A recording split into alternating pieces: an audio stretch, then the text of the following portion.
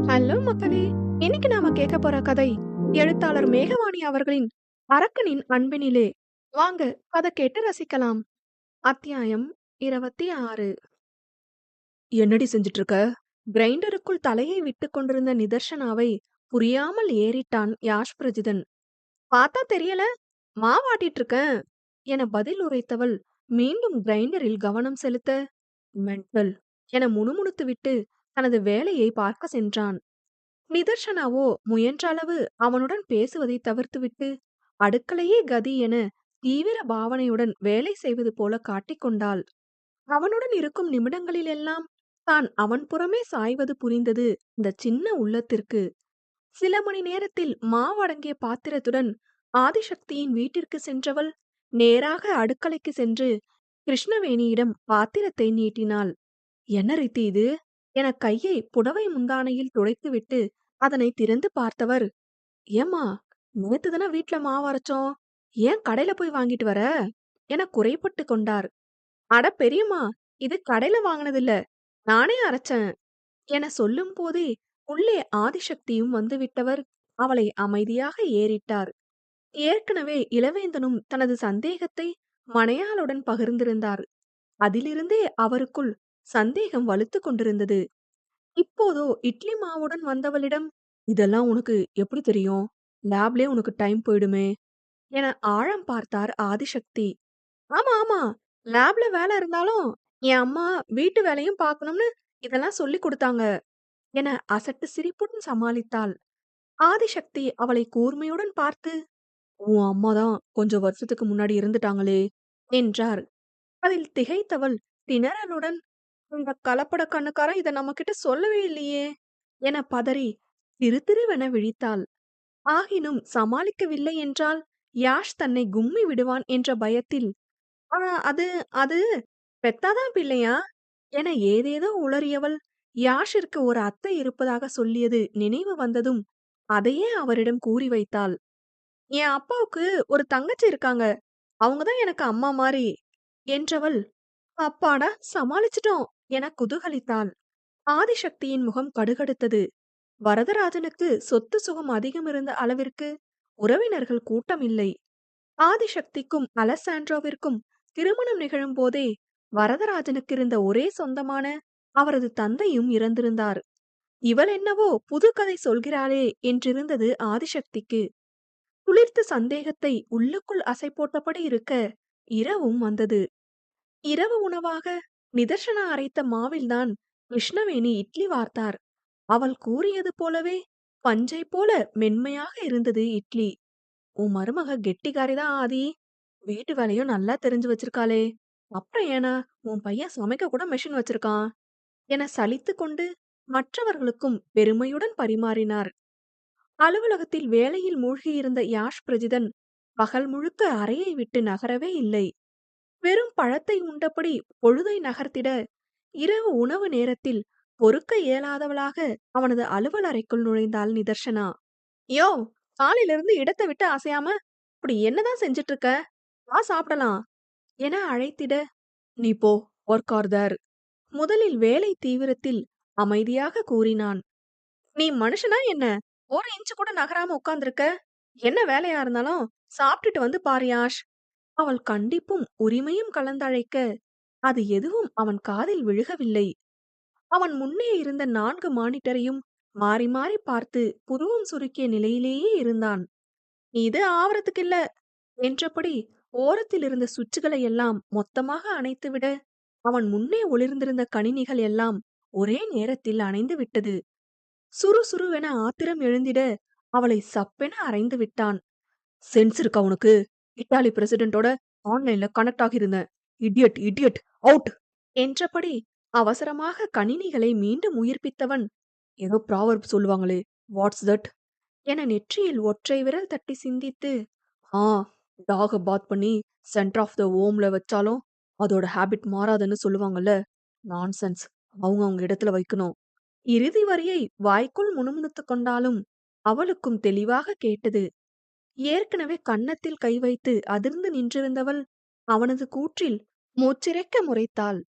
நான் நாயாவே இருந்துட்டு போறேன், இனிமே உன்கிட்ட வந்து பேசினா என்ன செருப்பால் அடி என தேம்பலுடன் அறையை விட்டு வெளியேற, ரொம்ப ஹாப்பி என சிடுசிடுப்புடன் மீண்டும் வேலையை தொடர்ந்தான். சரியான ரோபோ.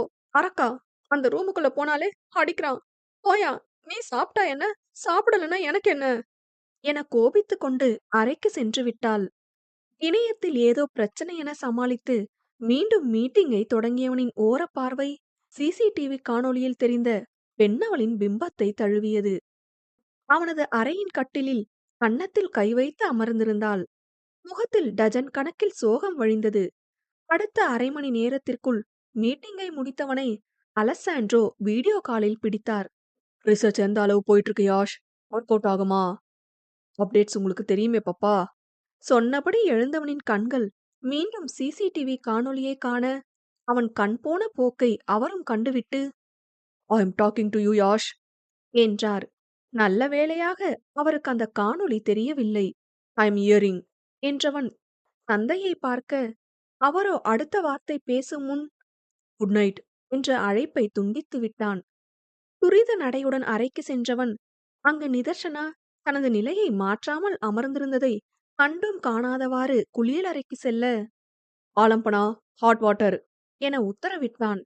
நிதர்சனா அவனை கண்டதும் முகத்தை திருப்பிக் கொள்ள, கையில் இருந்த கை கடிகாரத்தை கழற்றியபடியே, ஏய் ஆலம்பனா, காதுல விழுகல, கெட் மீ ஹாட் வாட்டர் என்றான் அவளை கிண்டல் செய்யும் பொருட்டு.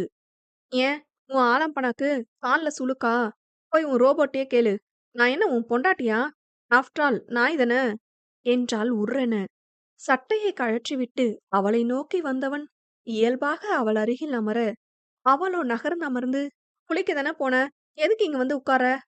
போய் சட்டைய போடியா என கரித்து கொட்டினாள். நான் ஒரு முக்கியமான வேலையில இருந்தேன்டி. என்னோட ரிசர்ச்ல ஃபைனல் பார்ட்ட டெஸ்ட் பண்ணிட்டு இருக்கும்போது கரெக்டா வந்து பவர் ஆஃப் பண்ணிட்டா எனக்கு கோபம் வராதா?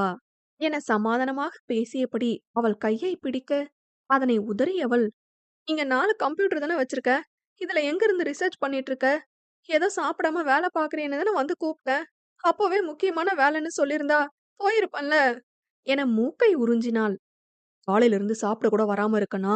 இம்பார்ட்டன்ட் ஒர்க்னு புரிய வேணாமா? அவனும் உரிமையாய் கோபம் கொண்டான். நீ வேலைன்னு வந்துட்டா உண்மையாவே வெள்ளைக்காரனா இருப்ப. 2, 3 நாள் ஆனாலும் வெளிய வரமாட்ட. யாரும் உன்னை கூப்பிட மாட்டாங்கன்னு நீ தானே சொல்லியிருக்க. அப்ப யாரும் இல்ல, கூப்பிடல. இப்பதான் நான் பக்கத்துல இருக்கனே.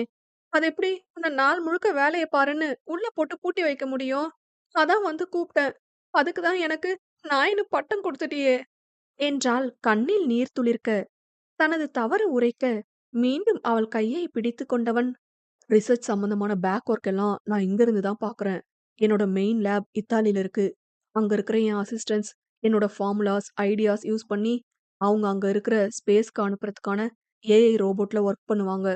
ஸ்பேஸ்ல அந்த ரோபோ ஒர்க் பண்ணக்கூடிய பேசிக் ஃபார்முலா தவிர மத்த எல்லாமே நான் முடிச்சுட்டேன். ஆனா அங்க போய் அது எந்த ப்ராப்ளமும் இல்லாம ஒர்க் பண்ணணும்னா, அதுக்கான சில பேசிக்ஸ் வேணும். நான் இங்க இருந்தே என் அசிஸ்டன்ட்ஸ் வச்சு என் மெயின் லேப்ல இருக்கிற ரோபோட்ல டெஸ்ட் பண்ணி பாப்பேன். அந்த டெஸ்டிங் முடிய முழுசா 5 மணி நேரம் வேணும். அந்த டெஸ்டிங் ரிசர்ச் ஹெட் பிரசிடென்ட் முன்னாடி தான் நடக்கணும். கரெக்ட்டா ஃபைனல் ஸ்டேஜ் வரப்ப நீ ஸ்விட்ச் ஆஃப் பண்ணிட்ட. இந்த கோபத்துல தான் அடிச்சுட்டேன் கடன்காரி. மை அப்பாலஜீஸ் என அவள் புறம் குனிந்து மன்னிப்பு வேண்டினான். அப்ப நீயே கண்டுபிடிச்சிட்டியா? அவள் விழி விரித்து கேட்க, கிட்டத்தட்ட அதுக்குள்ள தான் நீ சிஸ்டமா ஆஃப் பண்ணிட்டியே.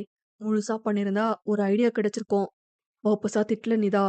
கோபத்துல பேசிட்டேன். ஒன்ஸ் அகைன் சாரி என்றான் உண்மையான வருத்தத்துடன். அவனது பேச்சு வருத்தம் கொடுத்தாலும் அவனது வேலைக்குள் தலையை நுழைத்ததன் தவறு புரிய அரைமனதாக தலையாட்டினாள். அப்ப மறுபடியும் டெஸ்டிங் பண்ணி பார்க்க முடியாதா? பிரசிடென்ட்டுக்கு வேற வேலை இல்லையா? அவரு டேட் ஃபிக்ஸ் பண்ணாதான் அடுத்து பண்ண முடியும். தனியாவும் இத ட்ரை பண்ணி பார்க்க கூடாதுன்னு ரூல். இன்னும் 2 நாள்ல ஆன்லைன் வரதா சொல்லியிருக்காரு. அதுல ஓகே ஆனா அப்புறம் நேர்ல போய் நான் செக் பண்ணணும். அப்புறம் சில ப்ராசஸ் இருக்கு. ஒருவேளை அது ஒர்க் அவுட் ஆகலனா நான் வேற வழி யோசிக்கணும். லாஸ்ட் 5 இயர்ஸா என்ன ரொம்ப சோதிச்சுட்டு இருக்கு என சோர்வாய் புன்னகைத்தவன், "ஹங்ரி ஆலம்பனா" என வயிற்றை பிடித்துக் கொண்டான். "சாரி யாஷ், முன்னாடியே சொல்லியிருந்தா நான் வந்திருக்கவே மாட்டேன். எப்பவும் போல வேலை பார்த்துட்டு இருக்கீங்கன்னு நினைச்சிட்டேன்" என்றவளுக்கு தன்னால் அவனது வேலையில் ஏற்பட்ட குளறுபடியில் உள்ளம் வெதும்பியது. அவளால் அவனது வாழ்விலேயும் லட்சியத்திலேயுமே குளறுபடி நேரப்போவது அறியாதவளாய் இந்த சிறு விஷயத்திற்காக வெகுவாய் வருந்தினாள். இட்ஸ் ஓகேடி, பாத்துக்கலாம். நான் குளிச்சுட்டு வரேன் என குளியலறைக்கு செல்ல, அவளது முகம் இன்னும் தெளிவடையவில்லை. குளித்து முடித்து டைனிங் டேபிளுக்கு வந்தவனை, இட்லி சாம்பார் வாசனை அதிகமாய் பசியை தூண்டியது. அவனுக்கு உணவை எடுத்து வைத்தவள் அமைதியாக நிற்க, அவனோ இட்லி சாம்பாரை சுவைத்துவிட்டு விழி உயர்த்தினான். You prepared this? ஆச்சரியமாக கேட்டவன், மார்னிங் ஏதோ பேட்டர் ரெடி பண்ணிட்டு இருந்தியே, அதுவா? என வினவிட, ம் என்றாள். எனக்காக காரம் கம்மியா போட்டியோ? ரசனை பார்வையை அவள் மீது வீசிட, ம் என்றவள் அவனருகில் நின்றபடி டைனிங் டேபிளை சுரண்டியவளிடம், நீ சாப்பிட்டியா என கேட்டான். பசிக்கல, நிதர்ஷனா கூறியதும் உண்பதை நிறுத்தியவன், டைம் ஆல்மோஸ்ட் 10, இந்நேரம் சாப்பிட்டு தூங்கிருப்பியே என யோசனையாக கேட்டவன் அவள் முகம் வாடியிருப்பதைக் கண்டு, சிட் என பக்கத்து இருக்கையை காட்டினான். இல்ல, நீங்க சாப்பிடுங்க. அவள் மறுக்க, உட்காருன்னு சொன்னேன் என்றான் யாஷ். அவனது அழுத்தத்தில் அருகில் அமர்ந்தவள் அமைதியாக இருக்க, இட்லியை சாம்பாரில் தோய்த்து அவளுக்கு ஊட்டினான். அதில் திகைத்தவள், நீ சாப்பிடு அரக்கா என எழப்போக, உட்காருன்னு சொன்னா கேட்க மாட்டியாடி என ஒரு கையால் அவளை இழுத்தான். இழுத்த வேகத்தில் அவள் அவனது மடியிலேயே வந்து விழுக, யாஷ் பிரஜிதனின் தடித்த இதழ்கள் அவளது சிவந்த இதழை மெல்ல உரசி சென்றது. இருவருமே அதனை எதிர்பாராது ஒரு நொடி அதிர்ந்தனர். யாஷ் இயல்பாக அதிலிருந்து மீண்டுவிட, நிதர்ஷனா அந்த இதழ் தீண்டிய நொடியிலேயே உறைந்து விட்டாள். It was an accident right என கூறிவிட்டு மீண்டும் உண்ணத் தொடங்கியவன் அவளுக்கும் ஒரு வாய் கொடுத்தான். வீம்பு பிடிக்க கூட தெம்பற்று அதனை வாங்கிக் கொண்டவள் அவனது மடியிலிருந்து எழுந்து வேறொரு தட்டில் தனக்கு வைத்துக் கொண்டாள். இத முதல்லயே செஞ்சிருக்கலாம் என தன்னையே திட்டிக் கொண்டவளுக்கு இன்னும் அவனது சூடான மூச்சுக்காற்று அவளது மூக்கோடு உரசியதன் தாக்கம் அகலவே இல்லை. அடுத்த 2 நாட்களும் அவளது முகம் தெளிவு பெறாததால், இங்கிருந்து கிளம்பும்போது உனக்கு ஒரு சர்ப்ரைஸ் சொல்லலாம்னு இருந்தேன் என்றான் அவளது முகவடிவை கண்களால் அளந்தபடி. பால்கனியில் நின்று எங்கோ இலக்கின்றி பார்த்திருந்தவள் ஆடவனின் குரலில் திரும்பினாள். என்ன, என் அண்ணன பத்தியா? அவளிடம் சிறு ஆர்வம். ம்ஹும் என மறுப்பாய் தலையசைக்க, காற்று போன பலூன் போல மீண்டும் வாடினாள். அவன் அடுத்து பேச வரும் முன் கண்மணியின் குரல் கேட்டது. அண்ணா, அண்ணி! கீழிருந்தே கண்மணி குரல் கொடுக்க இருவரும் கீழிறங்கினர். யாஷ் கதவை திறந்து, என்ன கண்மணி என கேட்டான்.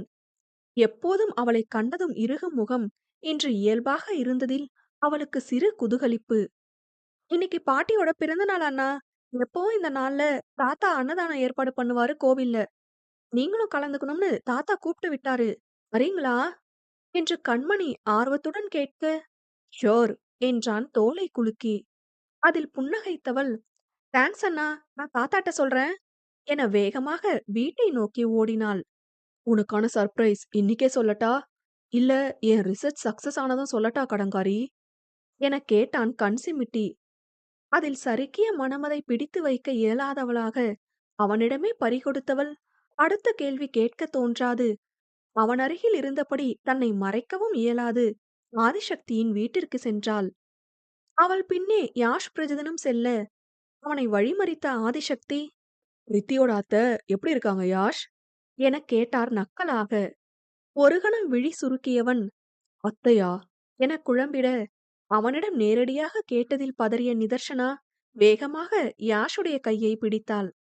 அதான் யாஷ், அப்பாவோட தங்கச்சி இருக்காங்கல்ல, நான் கூட அவங்கள அம்மான்னு கூப்பிடுவனே என சமாளிக்க முற்பட, அட கடங்காரி என மானசீகமாக தலையில் அடித்துக் கொண்டவன் தாயை காண, அவரோ அவனை பார்வையாலேயே பொசுக்கினார். அதை கண்டு கொள்ளாத யாஷ் பிரஜிதன், ஓ, பட் அத்தைய சொல்றியா?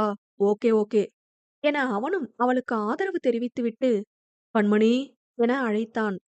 ஐயோ, அண்ணா இன்னைக்கு அடிக்கடி என் பேரை சொல்றாங்களே என கண்மண் தெரியாத சந்தோஷத்துடன் வேகமாக ஓடி வந்தவள், சொல்லுங்கண்ணா என கேட்க, மிஸ்டர் இளவேந்தன் எங்க என கேட்டான்.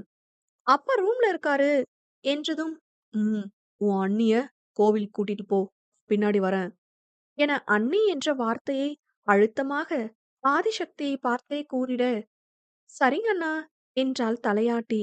இளவேந்தனை தேடி அறைக்கு சென்றவன் அங்கு சென்றதும் கதவை அடைத்தான். கோவிலுக்கு வேட்டி சட்டையுடன் தயாரான இளவேந்தன் யாஷ் பிரஜிதனை கண்டு விழித்தார். உங்களுக்கும் உங்க பிலவுட் ஒய்ஃப்க்கும் வித்தி பத்தின உண்மை தெரிஞ்சிருக்கும், ரைட்? கையை கட்டிக்கொண்டு கேட்க அவர் முகம் மாறினார். இது தப்பு யாஷ். ஆள் மாறாட்டம் பண்ணி இன்னொரு பொண்ண பொண்டாட்டின்னு கூட்டிட்டு வரதெல்லாம் என அவர் ஆரம்பிக்க கையை நீட்டி அவரை தடுத்தவன், இத பத்தி டிஸ்கஸ் பண்ண இங்க வரல. உங்ககிட்ட சில கேள்விகள் கேட்கணும். அதான் வந்தேன் என்றான். இளவேந்தன் என்னவென பார்க்க அவனது அலைபேசியில் பதியப்பட்டிருந்த மகேந்திரன் வைத்திருந்த குடும்ப புகைப்படங்களை எடுத்து காட்டினான். இது உங்க ஃபேமிலி போட்டோ தானே? யாஷ் கேட்டதும் அவர் ஆமாம் என தலையசைத்தார். இதுல இந்த ஓரத்துல நிக்கிறது யாரு?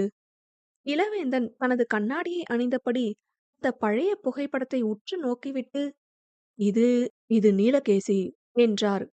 யார் அது? எங்க வீட்ல தான் ரொம்ப வருஷமா வேலை செஞ்சுட்டு இருந்தான். ஓ, வீட்டு வேலைக்காரன், ரைட்? அவன் தோள்ல உரிமையா கை போட்டிருக்கீங்க என சந்தேகமாக யாஷ் வினவ, ஒரு வகையில தூரத்து சொந்தம் அவன். எங்க கூட ரொம்ப வருஷமா இருந்தான். அவன நாங்க எங்க வீட்ல ஒரு ஆளா தான் பார்த்தோம். வேலைக்காரனா பார்க்கல யாஷ். எதுக்கு இத கேக்குற? என்றார் குழப்பமாக. அதற்கு பதில் கூறாதவனாக, இப்ப இவன் எங்க இருக்கான் என கேட்டான். கொஞ்சம் வருஷத்துக்கு முந்தி இறந்துட்டதா கேள்விப்பட்டேன். ரொம்ப வருஷம் முன்னாடியே இவன் இங்கிருந்து போயிட்டான். ரொம்ப வருஷத்துக்கு முன்னாடினா எப்போ?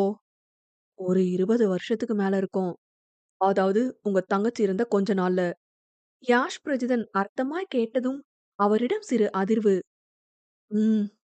உங்க வீட்லயே ரொம்ப வருஷமா வேல பார்த்துட்டு இருந்தவன் திடீர்னு வேலைய விட்டு போனது ஏன்னு சந்தேகம் வரலையா? அவரை குறுகுறுவென பார்த்தபடி கேட்டான் யாஷ். அவன் என் வீட்ல வேல பார்க்கல யாஷ். இந்த வீட்ல வேல பார்த்தான். அதாவது உன் அப்பா அம்மாவுக்கு கல்யாணம் நடக்கிற வரைக்கும் இந்த வீட்ல மகேந்திரன் மாமாவோட அண்ணன் குடும்பம் எல்லாரும் கூட்டு குடும்பமா தான் இருந்தாங்க. என் அப்பா அம்மா சின்ன வயசுலயே தவறுனதுனால நானும் என் தங்கச்சியும் குறிப்பிட்ட வயசு வரைக்கும் இங்க தான் வளர்ந்தோம். என் அப்பா விட்டு போன கொஞ்ச நஞ்ச நிலத்த தவிர எனக்குன்னு சொல்லிக்க எதுவும் கிடையாது. என் படிப்ப தவிர.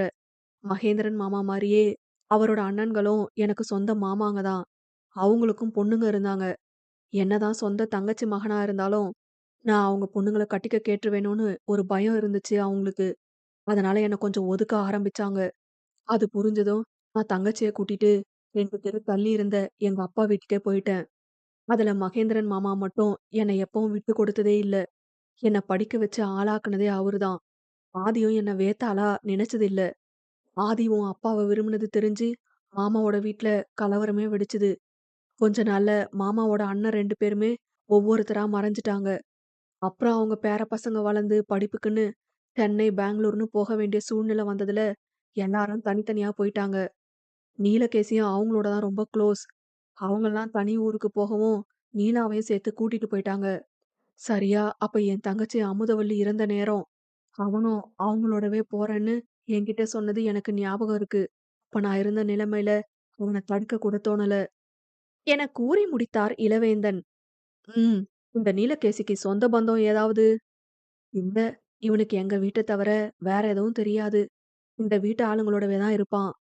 ரைட் என்றவன் தாடையை தடவியபடி, உங்க தங்கச்சியோட கல்யாண போட்டோஸ் எதுவும் இல்லையே, ஏன் என கேட்டான் கூர்மையாக.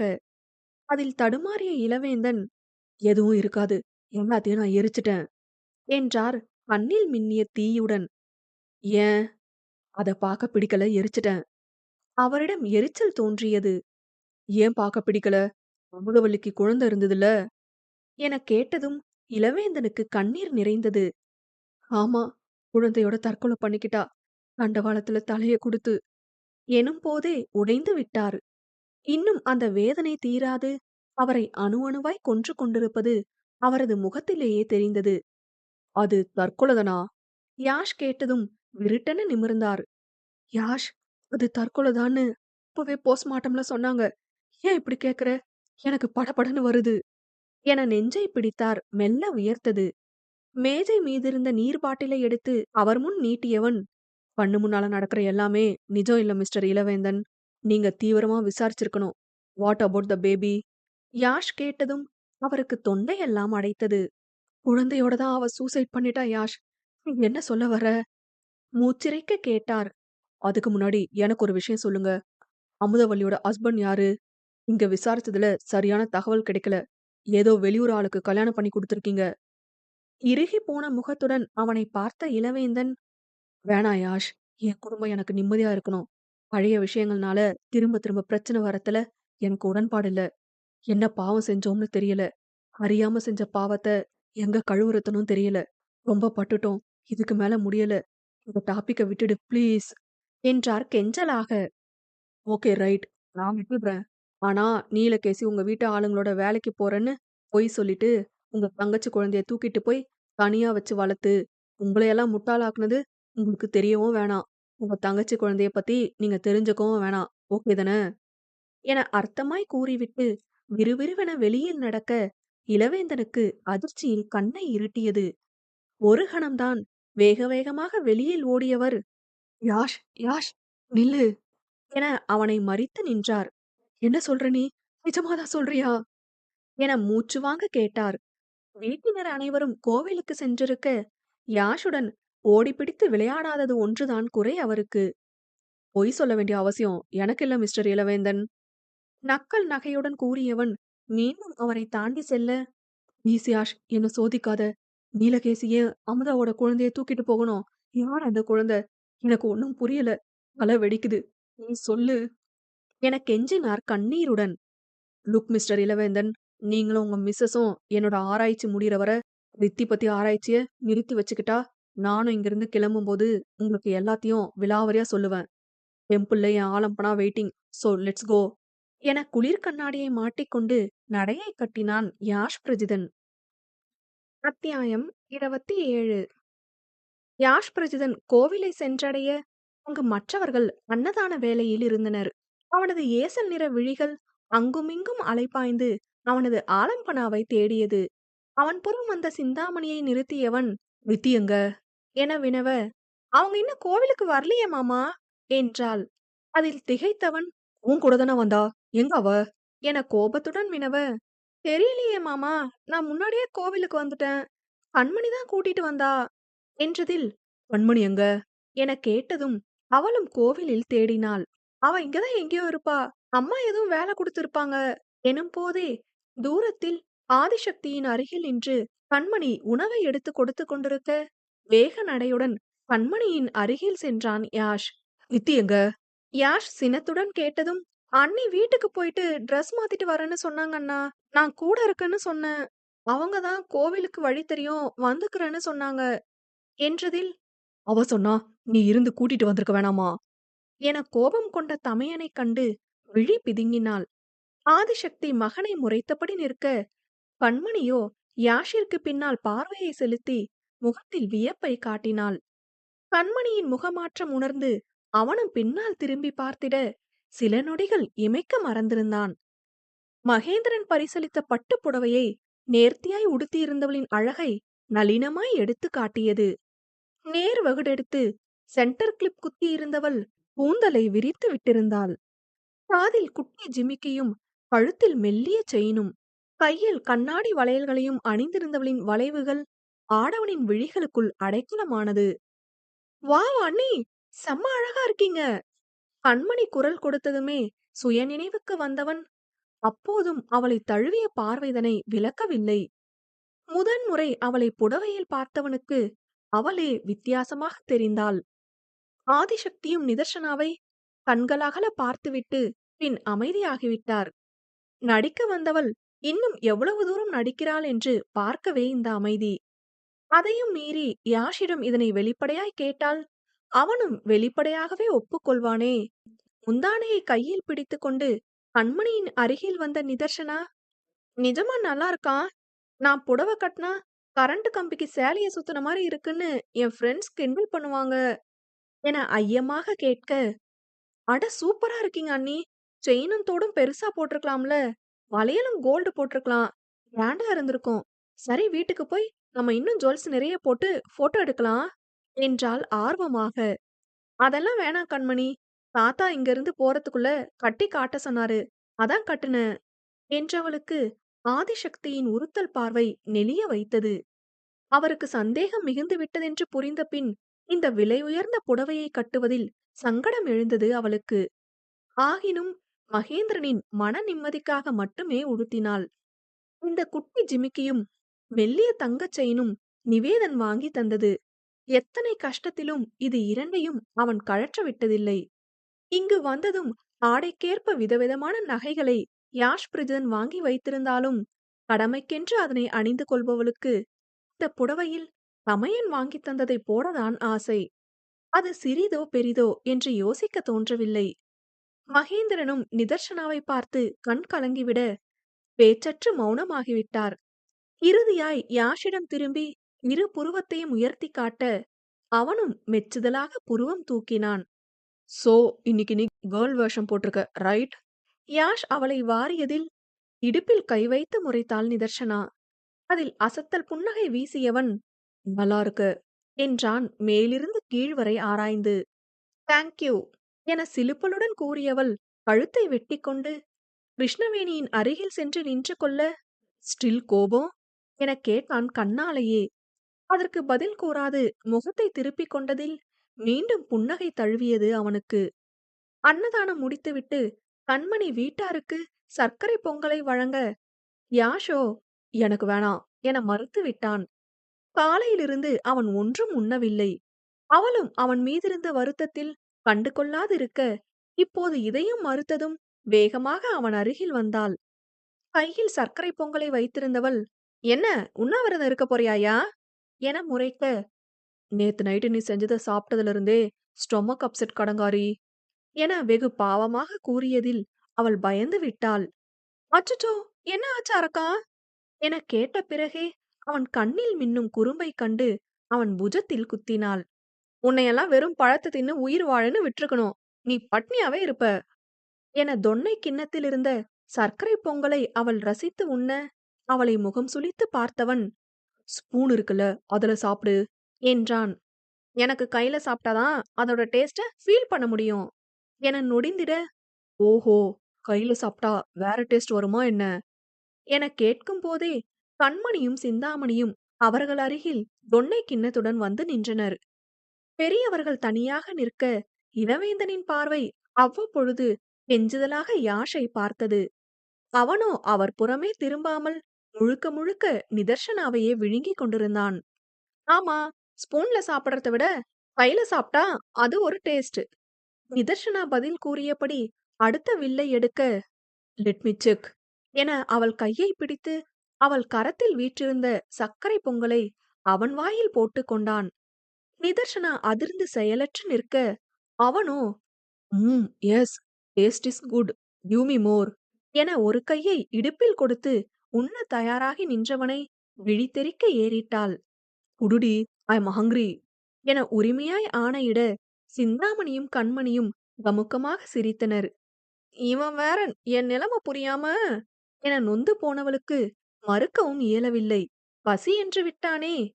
நீயே சாப்பிடு என கிண்ணத்தை கையில் கொடுக்க, உன் கையால சாப்பிட்டாதான் டேஸ்டா இருக்கும்னு சொன்னியே என சீண்டினான். பற்களை நரநரவென கடித்தவள், யார் கையால சாப்பிட்டாலும் ஒரே டேஸ்ட் தாயா என திணறிட, பட் ஒய்ஃப் கையால சாப்பிடுறது தனி டேஸ்ட், அப்படிதானே கேர்ள்ஸ் என மற்ற இரு பெண்களையும் ஆதரவிற்கு அழைக்க, ஆமா ஆமா என ஒத்த ஊதினர் இருவரும். துரோகிங்க என முணுமுணுத்தவளோ, உன் அம்மாக்கு டவுட் வந்தோ நீ அடங்கலல என புலம்பிக் கொண்டு மற்றொரு வில்லை எடுத்து ஊட்டினாள் தயக்கமாக. என்னடி இவ்ளோ கொஞ்சமா தர, நேத்து நைட்டு நான் ஊட்டி விட்ட மாதிரி குடு என சில்மிஷமாக கூறிட இருவரின் இதழ் தீண்டல்களும் நினைவில் ஆடி செங்கொழுந்தாக சிவக்க செய்தது. கண்மணியோ, ஓஹோ, அப்ப டெய்லி ஊட்டி விடுறதுதான் நடக்குதா என கேலி செய்ய, சிந்தாமணி, அக்காவோட வெக்கத்திலே தெரியலையா கண்மணி என ஏற்றி விட்டாள். பெண்ணவளின் செந்நிற மேனியில் ரசனை கூடியது யாஷ் பிரஜிதனுக்கு. அவனது பார்வை அவளை இன்னும் இன்னும் அதிகமாய் சிவக்க வைக்க அதனை கட்டுப்படுத்தும் பொருட்டு, எம்மா பரதேவதைங்களா, கொஞ்சம் அந்த பக்கம் போறீங்களா என்றாள் கோபத்தோணியில். சரி சரி, நாங்க இருக்கிறது உங்களுக்கு டிஸ்டர்பன்ஸா இருக்குன்னு சொல்லுங்க என அதற்கும் வாரிவிட்டே இருவரும் அங்கிருந்து நகர யாஷோ மேலுதட்டை மடித்து சிரித்தான். யோ, எதுக்கியா இப்படி அந்த பச்சை பிள்ளைங்க முன்னாடி ரொமான்ஸ் ஷோ ஓட்டிட்டு இருக்க என மூச்சிரைக்க அவனோ, அத விடுடி, ஊட்டி விட்டேன்னு சொன்னதுக்கு ஏன் இவ்ளோ ரெட்டிஷ் ஆகுற கேடி, நீ என்ன நினைச்ச என்று ஆழம் பார்த்தான். ஐயோ! என கண்ணை மூடித் திறந்தவள், நானும் ஊட்டி விட்டத தான் நெனச்சேன். என தடுமாற, இப்பல்லாம் இந்த லிப்ஸ் அடிக்கடி பொய் சொல்லுதே! என்றான் அர்த்தமாக. அவளோ தலையை தரையில் புதைக்க, நமக்குள்ள நடந்த ஆக்சிடென்ட்ட தான நெனச்ச? என கேலியாய் கேட்க, அது அவளை அதிகம் தாக்கியது. அவனுக்கு அது வெறும் ஒரு விபத்து. அவளுக்கோ உணர்வில் கலந்துவிட்ட ஒரு உயிர் தீண்டல் அல்லவா? அவன் மீது தனக்கு பிறந்த மெல்லுணர்வும், அவனைப் பொறுத்தவரை வெறும் உடல் கவர்ச்சி என்றே கேலி செய்வான். போயும் போயும் இவன் மீதா காதல் பிறக்க வேண்டும்? தன்னையே அதிகமாக திட்டிக் கொண்டவள் கீழுதட்டை அழுந்த கடித்தாள். அவளது உணர்வுகளுடன் விளையாடுவதெல்லாம் அவனுக்கு புரியவில்லை. முத்தமும் அணைப்பும் அவனைப் பொறுத்தவரை கை கொடுப்பது போல வெகு இயல்பான ஒன்று. தற்போது கூட அவளை புடவையில் பார்த்ததும் யூ லுக் ஆசம் என கூறி இயல்பாக முத்தமிடவே நினைத்தான். பின் சூழ்நிலை காரணமாக அடக்கிக் கொண்டான். அந்த உணர்வை தீவிரமாக ஆராய்ந்திருந்தால் தன்னையே உணர்ந்திருப்பான். அப்போது தவறவிட்டவன் மீண்டும் அவளை சேர உயிர்வதை கொள்ள வேண்டுமென புரியாது போனான். அவளுக்கோ எப்படியாவது சீக்கிரம் இங்கிருந்து கிளம்பிவிட்டால் நல்லது என்றே தோன்றியது. தனது வீட்டிற்கு சென்று விட்டால் இவனது நினைவெல்லாம் தானாய் மறந்துவிடுமென்ற அசட்டு தைரியம் அவளுக்கு. அந்நேரம் யாஷ் பிரஜிதனுக்கு அலைபேசி அழைப்பு வர, அதில் தீவிரமானவன் அழைப்பை துண்டித்துவிட்டு, "ப்ரீத்தி, இம்பார்ட்டன்ட் மீட்டிங். நான் ஆஃபீஸ் ரூம் விட்டு வரதுக்கு குறைஞ்சது 6 ஹவர்ஸ் ஆகிடும். நீ மம்மா வீட்லயே இரு. நான் முடிச்சுட்டு ஈவினிங் ஜாயின் பண்ணிக்கிறேன்" என அவசரமாக கூறிவிட்டு செல்ல, "கிளம்புடா சாமி" என மானசீகமாக ஒரு கும்பிடை போட்டாள். இந்த பக்கம் ஆதிசக்தி அவளை குறுகுறுவென பார்க்க, "ஐயையோ! இந்த அம்மா வேற நொய்யி நொய்யின்னுட்டு" என புலம்பினாலும் சிரித்த முகத்துடன் சமாளித்தாள். கோவில் வேண்டுதலை முடித்துக் கொண்டவர்கள் வீட்டில் விருந்தே உண்டனர். ஆண்டாளின் பிறந்த நாளுக்கு அனைவரும் வயிறார உண்ண வேண்டும் என்பது மகேந்திரனின் அன்பு கட்டளை. மதிய உணவை பேரனுடன் சேர்ந்து உண்ண வேண்டும் என்ற ஆசை எழ, "தம்பி எங்கம்மா?" என கேட்டார் நிதர்சனாவிடம். "அவர் வேலையா இருக்காரு தாத்தா. இப்ப கூப்பிட்டா அவ்வளவுதான் காஞ்சனாவா மாறிடுவாரு" என்று பரிதாபமாக கூற மெல்ல சிரித்தார். உணவு உண்டு முடித்ததும் கண்மணியுடன் பொழுதை கழிக்கும் பொருட்டு அவள் அறைக்கு தப்பிக்க எண்ணியவளை நிறுத்தியது ஆதிசக்தியின் குரல். கண்மணியோ, "அண்ணி வாங்க கேரம் விளையாடலாம்" என அழைக்க, ஆதிசக்தி சிந்தாமணியிடம், "நீங்க 2 பேரும் போங்க, அனுப்பி வைக்கிறேன்" என்றார். அப்போதும் மகளும் தாயும் பேசிக் கொள்ளவில்லை. அதில் இரு பெண்களும் நகர்ந்துவிட, நிதர்சனா ஒரு காலை வளைத்து எகத்தாளத்துடன் நின்றாள். உண்மை தெரிந்த பின் பயந்து மட்டும் என்ன ஆகப் போகிறது? "நீ செய்யறது தப்புன்னு உனக்கு புரியுதா இல்லையா? நீ ரித்தி இல்லன்னு எனக்கு தெரியும். நிதர்சனா, ரைட்?" என கடுமையாய் ஏறிட்டவரிடம், "எம்மா அறிவு ஈக்குது அத்த உனக்கு? பொஞ்சாதின்னு சொல்லி கூட்டிட்டு வந்தவ யாருன்னே தெரியாம இவ்வளோ மாசமா கடத்திட்டு, இப்ப பெரிய சிபிசிஐடின்னு நெனப்பு மனசுல. இப்ப என்னாங்கற?" அவளது பழைய தோணி வெளிவந்து விட, ஆதிசக்தி நெஞ்சை பிடித்துக் கொண்டார். "ஏற்கனவே இதே மாரி பேசி சமாளிச்சதான?" என ஆதிசக்தி கேட்டதும், "ம்ம். இதையே இப்பதான் கண்டுபிடிக்கிற நீயி. நீ எல்லாம் எப்படிதான் அம்மா பெரிய ஆராய்ச்சி எல்லாம் பண்ணுன?" மூக்கை சுருக்கி கேள்வி கேட்டவளை சினத்துடன் பார்த்தார். "இன்னொருத்தரோட பொண்டாட்டியா நடிக்க வரது தப்பு இல்லையா நிதர்சனா? உன் ஃபியூச்சர் பத்தி அவன்தான் யோசிக்கல. நீயுமா யோசிக்கல?" சற்றே தாங்களுடன் கேட்டதில் காதை குடைந்து கொண்டாள். "அடடா! இன்னாத்த செய்ய சொல்ற? உன் புள்ளதான் புடிச்ச அனகொண்டாக்கு அறிவே இல்லன்னு வாதாடுற கேசு. அவனாண்ட என்னால போராட முடியுமா? என் சூழ்நிலை நடிச்சே ஆகணும்னு. நடிப்பு தானே? உன் புள்ள ஒன்னும் நெசமாவே என்ன கட்டிட்டு வந்துட மாட்டாரு. பயப்படாத அத்த" என்றாள் அசட்டையாக. இந்த பெண்ணிற்கு எப்படி புரிய வைப்பது என நொந்தவர், "அவன் உன்னை நடிக்க கம்பல் பண்ணுனா நீ போலீஸ் கம்ப்ளைண்ட் குடுத்திருக்கணும். இல்லனா இங்க வந்ததும் எங்ககிட்ட சொல்லியிருக்கணும். பிள்ளையா இருந்தாலும் அவன் செஞ்சது தப்புதான்" என தீவிரமாக உரைக்க, "அட விடுத்த. அந்த கலப்பட கண்ணுக்காரன் மேல மொத்த பழியும் போட முடியாது. நானும் சம்மதிச்சு தானே வந்தேன். நானே கோவப்படல. எனக்கு ஒரே ஒரு வருத்தம் தான்" என வெகுவாய் ஃபீல் செய்ததில் ஆதிசக்தி என்னவென பார்த்தார். "நான்வெஜ்ஜ கண்ணுல பார்த்து மாச கணக்கா ஆகுது. தினம் காய்கறியா தின்னு கத்திரிக்காயாட்டம் கரைஞ்சு போயிட்டேன் த" என தன்னைத்தானே ஒருமுறை பரிதாபமாக பார்த்து கொண்டதில் இத்தனை கோபத்தையும் தாண்டி ஆதிசக்திக்கு புன்னகை பீறிட்டது. ஆகினும் அதிக வருத்தம் கொண்டவர், "உனக்கும் அவனுக்கும் கல்யாணம்னா விளையாட்டா இருக்கா?" என சலித்திட, கல்யாணம் பண்ணாதானே விளையாட்டா இருக்க? எனக்கு நானே தாலி கட்டிக்கிட்டேன். என கண்ணடித்தவள் புடவைக்குள் மறைத்து வைத்திருந்த மஞ்சள் கயிறை வெளியில் எடுத்து கண்ணில் ஒத்திக் கொண்டாள். கலப்பட கண்ணே, கண் கண்ட தெய்வம் எனக்கு இப்போதைக்கு. நக்கலாய் உரைத்தவள் இந்த தாலியை பயபக்தியாய் புடவைக்குள் மீண்டும் மறைத்து கொண்டாள். ஆதிசக்திக்கு எங்காவது முட்டிக் கொள்ளலாம் போல இருந்தது. பைத்தியக்காரி, அவன் வெளிநாட்டுல வளர்ந்தவன். அவனுக்கு இதெல்லாம் புரியாது. ஒண்ணா ஒரே வீட்ல இருந்திருக்கீங்க. உன்கிட்ட எப்படி கேட்க? என திணறிட, அத்தையோ, நிறுத்து நிறுத்து. ஓவரா இமேஜினேஷன்ல பொங்காத அத்த. நீ நினைக்கிற மாதிரிலாம் என் யாஷ் ஒண்ணும் கிடையாது. என்கிட்ட தப்பா ஒரு பார்வை கூட பார்த்தது கிடையாது. என் அண்ணன் என்ன பாத்துக்கிட்ட மாதிரிதான் என் யாஷம் என்ன பாத்துக்கிட்டாரு. நடிக்க தான் வந்தேன். என்ன விக்க வரல அத்த. அவரும் ஒண்ணும் பொண்ணுக்காக அலையறவர் இல்ல. என சிடுசிடுத்து விட்டு சென்றவளைக் கண்டு மலங்க மலங்க விழித்தார். இவள நான் திட்டலாம்னு வந்தா, இவ என்ன திட்டிட்டு போறா? என தலையை பிடித்துக் கொண்டார் பாவம். நடிக்க வந்தவ எதுக்காக வார்த்தைக்கு வார்த்தை ஏன் யாஷ் ஏன் யாஷ்னு சொல்லணும்? என குமறியவருக்கு அவர்களுக்குள் மலர்ந்திருக்கும் நிஜ அன்பு புரியாமலா போகும்? இதை எப்படி கையாள்வது என்றுதான் புரியவே இல்லை. விஷயத்தை இளவேந்தன் காதில் போட, அவரோ, உன் பையன் என்ன லாக் பண்ணி வச்சிருக்கான் என்று விஷயத்தை கூறினார். என்ன மாமா சொல்ற? எனக்கு ரொம்ப குழப்பமா இருக்கு. என சலித்தவர் மாலை வேலை தாண்டி அங்கு வந்த யாஷ் பிரஜிதனை தடுத்து நிறுத்தினார். அவனோ, எங்கே என் ஆலம்பனா என அவசரமாக கேட்டான். இதுநாள் வரை அவர் பார்த்திராத பரவசம் அவன் முகத்தில். இதழ்கள் நிரந்தரமாக புன்னகைத்திருந்தது. உள்ள இருக்கா அதுக்கு முன்னாடி என ஆதிசக்தி பேசுவதையெல்லாம் அவன் காதில் வாங்கவே இல்லை. விறுவிறுவென அவளை தேடி சென்றவன், ஏய் கடங்காரி, எங்கடி இருக்க என கத்திக்கொண்டே ஒவ்வொரு அறையாக தேட, கண்மணியின் அறையில் அமர்ந்து அரட்டை அடித்துக் கொண்டிருந்த நிதர்சனா வேகமாக வெளியில் வந்தாள். அவளை கண்டதும் இறுக்கி அணைத்துக் கொண்ட யாஷ் பிரஜிதனின் செயலில் குடும்பமே தலையில் அடித்துக் கொள்ள, சம்பந்தப்பட்டவளுக்கோ உலகமே உறைந்து போனது போலிருந்தது.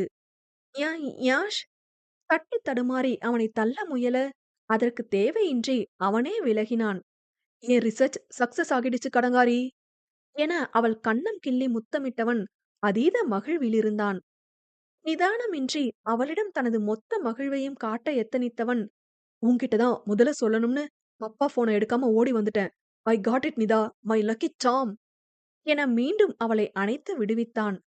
கால்கள் வேறு நடுங்க, மேனி வேறு பொன்னிறமாக அவளை காட்டிக் கொடுத்தது. நீங்க தான் உயிரை கொடுத்து வேலை பார்த்தீங்க. நான் என்ன செஞ்சேன் என தயக்கமாக அவள் கேட்க, புருவம் சுருக்கியவன், நீ என் கூட இருந்தியே நிதா. என் ஹார்ட் டைம்ல, என் தோல்வில என் கூடயே நின்னியே. தட்ஸ் வை இப்ப வின் ஆகியிருக்கேன் என அவனே உணராது ஒட்டுமொத்த அன்பையும் அவள் மீது திணித்திட, அந்த பாரம் தாங்க இயலாமல் உள்ளம் வலித்தது அவளுக்கு. சிறு துளி கண்ணீர் கண்ணை நிறைக்க, அதை மற்றவர்கள் அறியாமல் துடைத்துக் கொண்டாள். ஆதிசக்தியின் கண்ணிலிருந்து அவளது உணர்வுகள் தப்பவில்லை. முட்டாள் பெண்ணே என திட்ட மட்டுமே முடிந்தது அவரால். அவள் வயதை கடந்து வந்தவர்தானே. காதலின் ஆழமும் புரிந்தவர். அது கொடுக்கும் வலியின் வேகமும் தெரிந்தவர். அந்த வலியை யாரென்றே தெரியாத பெண்ணின் முகத்தில் கண்டு அவருக்கும் வலித்தது. என்னவோ அவளை வேற்றாளாய் பிரித்து பார்க்க தெரியவில்லை. அவர்களது குடும்பத்தில் ஒருவளாய் இணைந்து போனவள் யாஷ் பிரஜிதனின் மொத்த பலமாக அல்லவா இருந்திருக்கிறாள். ஓகே, எனக்கு இன்னும் 1 ஹவர் ஒர்க் இருக்கு, முடிச்சிட்டு வந்துடுறேன் என்றவன் கிருஷ்ணவேணியை ஆன்ட்டி என்று அழைத்தான். இன்னைக்கு நைட் ஏன் ட்ரீட், சோ டின்னர் செய்ய வேணாம் என்று உத்தரவிட, சரிப்பா என்றார் மகிழ்வாக. அழகேசனோ, மா ரித்தி, நல்ல செய்தி சொல்லிருக்கல தம்பி, அது வாயில சர்க்கரைய போடு என்று தூபம் போட, அவன் வாயில ஒரு டப்பா ஆசிட் வேணும்னா ஊத்துறான்யா. நானே இவன் காட்டுற ஓவர் ஒட்டுதல்ல ஒடுங்கி போயிருக்கேன் என தனக்குள்ளே பேசி நொந்தவளை அழகேசன் விடவில்லை. அவரே சர்க்கரை டப்பாவை எடுத்து வந்து நிதர்ஷனாவிடம் கொடுத்தார். What formalities is this? Yash புரியாது விழிக்க, யோ பெரியப்பா, உனக்கு வைக்கிறேன் பெரிய ஆப்பா என வடிவேலு வசனத்தை மனதினுள் ஓட்டியபடியே யாஷிடம் திரும்பி, இது என்ன ஃபார்மாலிட்டின்னு தெரிஞ்சு அம்மா ஜல்லிக்கு பிரயோஜனம் இல்ல. சர்க்கரைய தின்னுட்டு போய் ஆராய்ச்சியை கண்டினியூ பண்ணு என கை நிறைய சர்க்கரையை அள்ளி அவன் வாயில் திணித்தாள். ஏண்டி இவ்ளோ குடுத்த என முகத்தை சுளித்து சர்க்கரையை விழுங்கியவன், நான் வர வர வெயிட் பண்ணுங்க, எல்லாருக்கும் நிறைய சர்ப்ரைஸ் இருக்கு. And one more big surprise, நான் நாளைக்கு ஈவினிங் கிளம்புறேன் என தாயை நக்கலாக பார்த்து கூறினான். அவனே அவனுக்கு தேவையானதை கண்டறிந்துவிட்ட கர்வம் அவன் முகத்தில் நிறைந்திருந்தது. ஆதிசக்தி இறுகிய நிலையிலேயே இருந்தார். இளவேந்தனுக்கும் மனதினுள் ஒரு இனம் புரியாத கலவரம். இந்த வெற்றி நல்லதா கெட்டதா என புரியாமல் தவித்தார். நிதர்சனா யாஷின் ஆலம்பனாவாக இருக்கப் போகும் இறுதி இரவு இது மட்டுமே என புரிந்து உடைந்து நின்றாள். அத்தியாயம் 28. பிரிவுகள் நேரம் என்று அறிந்ததுதான். ஆனால் இத்தனை சீக்கிரமாக நடக்கும் என்று எண்ணவில்லை. இந்த பிரிவு இத்தனை வலி கொடுக்கும் என்று தெரியவில்லை. இது வலியின் ஆரம்ப நிலைதான் என்றும் அவளுக்கு புரியவில்லை. இதுவே வலிக்கிறதே, அவனை பிரிந்து விட்டால்? உள்ளம் உலைகுலமாக கொதித்தது. பிரிந்துதானே ஆக வேண்டும். அவனிடம் உரிமை கொண்டாட அவளுக்கு என்ன உரிமை இருக்கிறது? நடிக்க வந்தவள் நடிக்க மட்டுமே செய்திருக்கலாம். உண்மையான அன்பை பரிமாறிவிட்டாள். அதுதானே இப்போது தலைவலியாக இருக்கிறது. பதிலுக்கு அவன் வெறுப்பை திணித்திருக்கலாம். அவனும் போட்டி போட்டு அன்பை, நேசத்தை, பாசத்தை மிச்சமின்றி பல மடங்காய் திருப்பி தந்துவிட்டானே. ஆராய்ச்சியில் பெற்ற வெற்றியை தந்தையிடம் பகிரவில்லை. இத்தாலியில் அவனுக்கென இருக்கும் ஒரே அத்தையிடமும் பகிரவில்லை. அவனது வருங்கால மனைவியிடம் பகிரவில்லை. நொடியும் யோசிக்காது இவளிடம் வந்து நிற்க வேண்டிய அவசியம் என்ன? இவ்வளவு யோசித்தும் இறுதியில் அவன் வெளிநாட்டுக்காரன் என்ற உண்மை அறிந்தது. அவனுக்கு அனைத்துமே இயல்புதான். தன்னுடன் எல்லை மீறி இருந்தால் கூட அதுவும் அவனுக்கு ஒரு விபத்துதான். உடலிலும் உள்ளத்திலும் எந்தவித உணர்வும் நேர்ந்திருக்காது. அவனைப் போலவே தனக்கும் இரும்பு இதயம் இருந்திருந்தால் அவன் கண்டறிந்த இயந்திரம் போல வலி தரும் இந்த காதலை துடிக்க துடிக்க தனக்குள் புகுத்தாமல் டெலிட் செய்திருக்கலாம். அவனுடைய நினைவுகள் மட்டும் தன்னிடமிருந்து அகன்றுவிட்டால் இந்த வலி நீங்கிவிடும் தானே. அல்லது வாழ்நாள் முழுக்க இதனை அனுபவிக்க வேண்டுமா? அல்லது பல இழப்புகளை பார்த்து வளர்ந்து பக்குவப்பட்ட மனம் இதற்கும் தயாராகிவிடுமா? யோசித்து யோசித்து தலைவலி வந்ததுதான் மிச்சம் அவளுக்கு. யாஷ் பிரஜிதனும் ரித்திகாவும் மறுநாள் இங்கிருந்து சென்று விடுவார்கள் என்ற உண்மை உரைக்க குடும்பமே வருத்தத்தில் இருந்தது. கண்மணிக்கு தமையனின் பிரிவு வருத்தத்தை கொடுத்தாலும் அவன் தன்னிடம் இயல்பாக பேசுகிறான் என்பதே சற்று ஆசுவாசத்தை தந்தது. ஆகினும் முணுக் முணுக்கென தோன்றிய கண்ணீரின் தடம் மட்டும் நிற்கவே இல்லை. 1 மணி நேரம் கழித்து மீண்டும் ஆதிசக்தியின் வீட்டிற்கு வந்தான் யாஷ் பிரஜிதன். பின்பக்க தோட்டத்தில் தனித்து அமர்ந்திருந்த நிதர்சனாவிற்கு எதையும் யோசிக்க திராணி இல்லை. தனது வேலை முடிந்துவிட்டது. இதை பற்றி யோசிப்பதை நிறுத்திவிட்டு தமையனை பற்றி கவலைப்பட்டால் போதுமென தனது எண்ணத்திற்கு கடிவாளமிட்டாள். அதுவும் அவனை பார்க்கும் வரைதான். ஏய் ஆலம்பனா! ஆடவனின் குரல் கேட்டதும் விருட்டென உள்ளே வந்திருந்தாள். எங்க போன? யாஷ் கேட்டதும் பின்னாடிதான் இருந்தேன் என்றாள் அவனை பாராமல். மொத்த குடும்பமும் வரவேற்பறையில் கூடியிருக்க, சரி இத பிடி, தாத்தாக்கு நீ கிஃப்ட் கொடுக்கணும்னு சொன்னியே என ஐபேடை நீட்டினான். இந்த புடவையை அவர் தந்த போதே யாஷ் பிரஜிதனிடம் கூறியிருந்தாள். தாத்தாவுக்கு இங்கிருந்து போறப்ப மறக்க முடியாத மாதிரி கிஃப்ட் கொடுக்கணும் என்று அதனை நினைவு வைத்து அவருக்கு ஸ்பெஷலான இந்நாளில் பரிசை தயார் செய்திருந்தான். அவளும் சந்தோஷத்துடன் அதனை மகேந்திரனிடம் நீட்ட அவர் அதனை முன்னும் பின்னும் திருப்பி பார்த்துவிட்டு, இது என்னப்பா என்றார். ஐபேட், போன்லயே பெரிய சைஸ். அவன் பதில் அளித்திட, எனக்கு எதுக்கு இது, நான் யூஸ் பண்றது இல்லையே என்றார் அவனை ஏறிட இயலாமல். இந்த ஐபேட் மட்டும் இல்ல, அதுல ஒரு வீடியோ இருக்கு, அதான் கிஃப்ட் என்றவன் அதனை வாங்கி ஒரு வீடியோவை ஓட விட்டான். மகேந்திரன் கேட்டது போல அவரது மனையாளின் புகைப்படம் அதில் ஒளிர்ந்தது. பழைய புகைப்படத்திலிருந்து செயற்கை நுண்ணறிவின் உதவியுடன் அவரை தத்ரூபமாக எடுத்திருந்தான். அருகில் மகேந்திரனும் இருக்க இருவரும் கையை பிடிப்பது போலவும் பின் விதவிதமான ஆடைகளில் ஒருவரை ஒருவர் காதலாய் பார்ப்பது போலவுமாக இருவரும் ஒன்றாக உணவு உண்பதுமாக என பல விதங்களில் புகைப்படங்களை உருவாக்கி அதனை வீடியோவாக தயாரித்திருந்தான். அதனை கண்ட மகேந்திரனின் முகத்தில் நம்ப இயலா வியப்பும், கண்ணவளை மீண்டும் கண்டுவிட்ட பூரிப்பும், பேரனுக்கு நியாயம் செய்யாது போன குற்ற உணர்வும் ஒரு சேர ஆட்டி படைக்க இடிந்து அமர்ந்தார். தாத்தா, பா என அனைவரும் அவரை தாங்க நிமிர்ந்து யாஷ் பிரஜிதனை ஒரு பார்வை பார்த்தார். பார்வையில்தான் உயிரை உருக்கும் மன்னிப்பு புதைந்திருந்ததே. கலங்கி நின்ற கண்ணீரின் பின்னால் உள்ள வேதனை அவனுக்கும் கடத்தப்பட்டது. யாஷ் அதனை உணர்ந்து கொண்டாலும், "இதுக்கே இடிஞ்சு போனா எப்படி? இன்னும் இருக்கே" என்றான் மெல்ல புன்னகைத்து.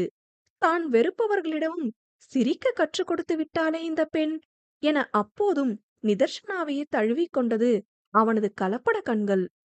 யோ கலப்பட கண்ணுக்காரா, நீ ஆல்ரெடி கொடுத்த அதிர்ச்சிக்கே மனுஷன் நெஞ்ச புடிச்சுக்கிட்டு உட்கார்ந்திருக்காரு. இன்னும் என்ன குடுக்க போற என நிதர்ஷனா அவனுக்கு அருகில் வந்து முணுமுணுக்க, இப்ப நெஞ்ச பிடிக்க போறது நீதாண்டி என்றான் கண் சிமிட்டி. இன்னைக்கு ஓவர் ஃபார்ம்ல இருக்க நீ என புகைந்தவள், என் அண்ணனை கண்டுபிடிச்சிட்டியா என்றாள் ஆர்வமாக. அது சீக்கிரமே நடக்கும். ஆனா உன் வரலாற கண்டுபிடிச்சிட்டேன். ஏன் வரலாறா என நிதர்ஷனா தலையை சொரிய, ம் உன் ஃபேமிலி பத்தி என்றதும் அவள் முகம் மாறியது. இவ்ளோ டீப்பா உன்னை யாரு ஆராய்ச்சி பண்ண சொன்னா? நான் பெரிய காட்ஃபாதர் அஜித்து. எனக்கு என்ன, உன்ன மாரி கலப்பட கண்ணுக்காரன் முறை பையனாவா இருக்க போறான்? ஏதோ வாய்க்கா வரப்புல இருந்து வந்திருக்க போறேன் என அசட்டையாக கூற, யாஷ் வாய்விட்டே சிரித்தான். சில முறைகள் என்றாலும் அவனது சிரிப்பில் கட்டுண்டு போனவள், சொல்லிட்டு சிரிக்கலாம் என்றாள் முறைப்புடன் கலந்த ரசனையுடன். சொல்றேன். அதுக்கு முன்னாடி நம்மள பத்தின உண்மைய சொல்றது பெட்டர் என்றவன் நிதர்ஷனாவை தனது மனைவி இல்லை என்று கூறிட, ஆதிசக்தி இளவேந்தன் தவிர மற்ற அனைவருமே இப்போது நெஞ்சில் கை வைத்தனர். மகேந்திரன் திகைத்து போயிருந்தார். அவரால் மட்டுமல்ல, மொத்த குடும்பத்திற்கும் நிதர்ஷனாவை விடுத்து வேறொரு பெண்ணை அவனது மனையாளாய் பார்க்க இயலவில்லை. ஏன் தம்பி இப்படி நடிக்கணும்? மனசு கஷ்டமா இருக்கு. அழகேசனுக்கு கோபமும் வந்தது. அதே நேரம் அதனை காட்ட இயலாமல் வேதனையும் இருந்தது. கண்மணியோ, சும்மா விளையாட்டுக்கு தானே சொல்றீங்க என கேட்டாள். அவளால் நம்பவே இயலவில்லை. அவர்களது பேச்சுக்கள் எதுவும் நடிப்பாய் இருக்கவில்லையே. சிந்தாமணிதான், இருந்தாலும் இவ்ளோ ரியலிஸ்டிக்கா நடிச்சிருக்க வேணாமாமா என வருத்தம் தெரிவிக்க, அவனோ, தாத்தா சொன்ன நிபந்தனைக்காக மட்டும் இந்த ஏற்பாடு இல்ல. ரித்தியோட பாதுகாப்புக்காகவும் இத செய்ய வேண்டிய சுச்சுவேஷன் என்று அவன் விளக்கம் கொடுத்தாலும் அவர்களது மனம் வேதனைப்பட்டது உண்மைதான். அதிகாரமாய் அவனை அதட்டும் உரிமையும் இல்லையே. நிதர்ஷனாதான் குடும்பத்தாரை எதிர்கொள்ள இயலாமல் சங்கடமாக நெளிந்தாள். ஓகே, இத விடுங்க. இப்ப சொல்லப் போறதுதான் மெயின் சர்ப்ரைஸ். என்ன விட இப்ப இவள இங்க எல்லாருக்கும் பிடிச்சு போச்சுன்னு நல்லாவே தெரியும் எனக்கு. உங்ககிட்ட இவ்ளோ விளக்கம் குடுத்துட்டு போகணும்னு எனக்கு எந்த அவசியமும் இல்ல, ஆசையும் இல்ல. இவளால தான், இவளுக்காக தான் உங்ககிட்ட இவ்ளோ பொறுமையா பேசிட்டு இருக்கேன் என மீண்டும் ஒருமுறை நிதர்ஷனாவின் குழப்ப முகத்தை ஏறிட்டுவிட்டு, உன்னை வளர்த்த நீலகண்டன் உனக்கு நீலி மாமாவா இருந்தது. இங்க நீலகேசியா வேலை பார்த்த வேலைக்காரன்தான் என்றான் நிதானமாக. அவளோ அதிர்வுடன், என்ன சொல்றீங்க? எனக்கு புரியல. இங்க வேலை பார்த்துட்டு இருந்த நீலகேசி ஏன் நீலி மாமாவா என குழம்ப, ம் எக்ஸாக்ட் தேரி எனக்கு நிஜமா தெரியல. அனுமானமா சொல்லட்டுமா என்றான் அனைவரையும் பார்த்தே. மிஸ்டர் இளவேந்தனோட தங்கச்சிக்கு வெளியூர் பையனா பார்த்து மேரேஜ் பண்ணிருக்கீங்க. துரதிர்ஷ்டவசமா அவங்களுக்கு குழந்தை பிறந்ததும் ஹஸ்பண்ட் கூட வந்த சண்டையில அவங்க மறுபடியும் இங்கேயே வந்திருக்காங்க. ரைட்டா என இளவேந்தனை பார்க்க அவரும் குழப்பத்துடன் தலையசைத்தார். ஃபைன். அதுக்கப்புறம் அந்த மிஸ்டர் எக்ஸ், அதாவது அமுதவல்லியோட ஹஸ்பண்ட் அல்லது அவரை சேர்ந்தவங்க நீலகேசிய மிரட்டி அமுதவல்லியையும் அவங்க ஃபேமிலியையும் கொலை செய்ய சொல்லிருக்காங்க என்ற கூற்றில் அனைவரும் உறைந்தனர். அவனோ மேலும் தொடர்ந்தான். ஏதோ ஒரு காரணத்துக்காக நீலகேசி அமுதவல்லிய ரயில்வே ட்ராக்குக்கு கூட்டிட்டு வந்திருக்கணும். அங்க தெரிஞ்சோ அல்லது தெரியாமலோ அமுதவல்லி ட்ரெயின்ல அடிபட்டு இருந்திருக்கணும். அந்த குழந்தைய நீலகேசி கொல்ல மனசு வராம, இல்ல கொலை பண்ண நேரம் பார்த்து தனியா கடத்திட்டு போயிருக்கணும். ஆக மொத்தம் அந்த குழந்தை சாகல என்றதில் பேரமைதி நிலவியது. "இன்னாயா தளபதி கதையெல்லாம் வுட்டுட்டு இருக்க?" கன்னத்தில் கை வைத்து கதை கேட்ட நிதர்ஷனாவிற்கு, "இப்ப ஏன் இவன் உளறிட்டு இருக்கான்?" என்ற யோசனைதான். ஆதிசக்திக்கு எதுவோ புரிந்திட வேகத்துடன், "அவன் அமுதவல்லியோட ஒரு குழந்தை பாடியும் காட்டுனாங்கன்னு மாமா சொல்லுச்சே" என இளவேந்தனை பார்க்க, "ஆமா யாஷ்" என்றார் அவரும். "அது உங்கள திசை திருப்புறதுக்காக இருக்கலாம்" என உறுதியாய் கூறியதில் மகேந்திரன், "அப்ப அமுதவல்லியோட குழந்தை சாகலன்னு சொல்றியா? சாகலனா யார் அந்த குழந்தை என கேட்டார் புருவ முடிச்சுடன். "அப்ப குழந்தையா தான் இருந்துச்சு. இப்பதான் குட்டி சாத்தானா உங்க முன்னாடி நிக்குது" என நிதர்ஷனாவை கை காட்ட அவள் திடுக்கிட்டு போனாள். எஸ், மை பிலவ்ட் ஆலமனா உங்க பேத்தி தான். டிஎன்ஏ ரிசல்ட் வர கைவசம் இருக்கு என்றிட இளவேந்தனுக்கு இதயமே அடைத்தது.